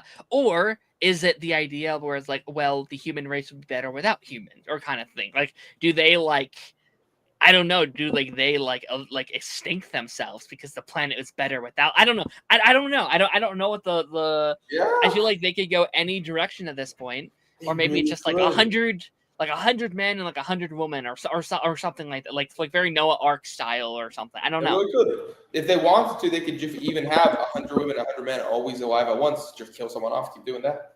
Yeah. Oh, it's interesting. Very, very interesting. There's a lot of interesting things they would do with the show. It's one of the most fascinating shows I've seen in a minute. For sure. Gilligan's Way better than Nolan's Way. Ooh. I don't think I could say that yet because Nolan is my favorite director right now. Fair. I've not seen enough for me to. Fair. I've seen every single Nolan film except for Dunkirk. And so he is my personal favorite director. But give Gilligan maybe 2 more shows and maybe I go up there. I've done the Dark Knight trilogy, obviously. Okay. I've done Follows, his first movie, which is not what most people has done. No, Follow's good. Follow's good for a first movie. It is. I've done the Oppenheimer, I've done the Interstellar, and I've done the Inception. That's him, right? Yeah. Yeah. I think that's all I've done for him. So I'm missing a couple, but I recommend highly Memento. Memento is fantastic. That is the movie that got me into the one, so I highly recommend Memento. I started that one. I never ended up finishing it, but I think before Odyssey, I think I'm gonna do a binge. I think I'm gonna just do a watch through all his stuff. Yeah. And then the other one I really recommend is The Prestige. Heard great things. I've heard fantastic things. It's just such a good movie. Hugh Jackman and Christian Bale kill it in that movie. Also, really random fact: Christian Bale's name in that movie is Alfred, which I find really ironic. But Yeah, no, those are the two movies that you haven't watched for Nolan that I would say are the best. I haven't seen Dunkirk, or I can't say anything on Dunkirk, but yeah, Dunkirk is a beautiful film. Well, hell yeah, I will get caught up soon. I'm not a huge war film guy, which is why I just haven't bothered. Same. It's not my favorite genre. It's not my favorite. A big one. Also, and then I saw Insomnia a couple months back. It's his most nobody realized if he made it, but it's all right. It's all right. Yeah, I think with that being said, that covers it all for this week. Pretty much 3 great shows, technically 4 great episodes. It's what a hell of a time for shows right now. I know. And none of them are superhero. What a weird time. Yeah, no, it's very refreshing. Although I feel like it's basically there at this point. We're doing fucking we're doing superpowers and telekinesis. Stranger Things in a way of a superhero show. So if you want, you can count that in a couple weeks. But yeah, I mean, it is such a golden time for TV right now because we have these 3 great ones. Stranger Things is back here very soon. Percy Jackson's here pretty soon. Wonder Man in about a month or so at this point. That was meant to come out in December, but delayed. It was delayed. Some other stuff I'm probably forgetting about right now. But Monarch coming in February. Then Monarch is back. I'm so excited for that to come back. Ooh. I love season 1. Then Fallout's also next month too. Fallout, that's the one I was forgetting. Fallout, yes. Fallout should be good. Ben, thanks for joining us today. Of course. As always, it's a pleasure. It's always a pleasure being here. What you're working on? Anything you want to shout out, promo? My usual. If you want to follow me on Instagram or Twitter, it's just my Ben Test username with 5 S's. Or if you do want to find me on YouTube, because I'm thinking about starting something, but too early to say if I'm gonna do that. It's the same exact name I have here with my B logo. Okay. Which, if you want to see the logo. Find the logo. Yeah, go check him out. Go follow him on all the things and all the stuff. He's been on a couple episodes of this show over the last about a month or so now. So go check those out if you want more of this dynamic. We've done some pipeline. Christmas is coming up, so you can go check out that OG Christmas episode that we did. And that's a fun one. 2023. It's crazy. It's been that long now. That's a fun one. I'm thinking about watching that. There was one Christmas thing we talked about in that I still haven't seen, which is the Batman Christmas thing that released on Prime that just got a spinoff series. Yeah, I don't know if I want to watch. I don't know. I haven't decided if I want to commit to that or not. I have to because I have said I have seen every single Batman animated series. I can no longer say that, so I have to. I kind of want to do it just for my boy Pat Deegan. Yeah, exactly. I might just have to be like, well, the DC multiverse is just him from another reality. Just Pat Dugan from Earth 27. He's Batman. He's Batman here. But yeah, no. What we got cooking up. But after credits next week, same dealio. We have Pluribus, we have It, and we have Hazbin Hotel finale. So that will be very sad for saying goodbye. And then Pipeline coming out this Thursday. Me and my friend Chainsaw Reacts, we did a Ben 10 stream. Not your name, or not stream, but episode. Not your name, but Ben 10. We've ranked all the Ultimate Alien episodes this week. That was a show fun. I really need to watch. Ooh, it has your own name in it, basically. I know. I know. Yeah. It's funny. Called me Ben 10 back in middle school, but I've still never seen it. But no, that was a very fun episode. So stay tuned for that on Thursday. And I will be catching. When Hazbin Hotel ends, you've got Stranger Things the week after.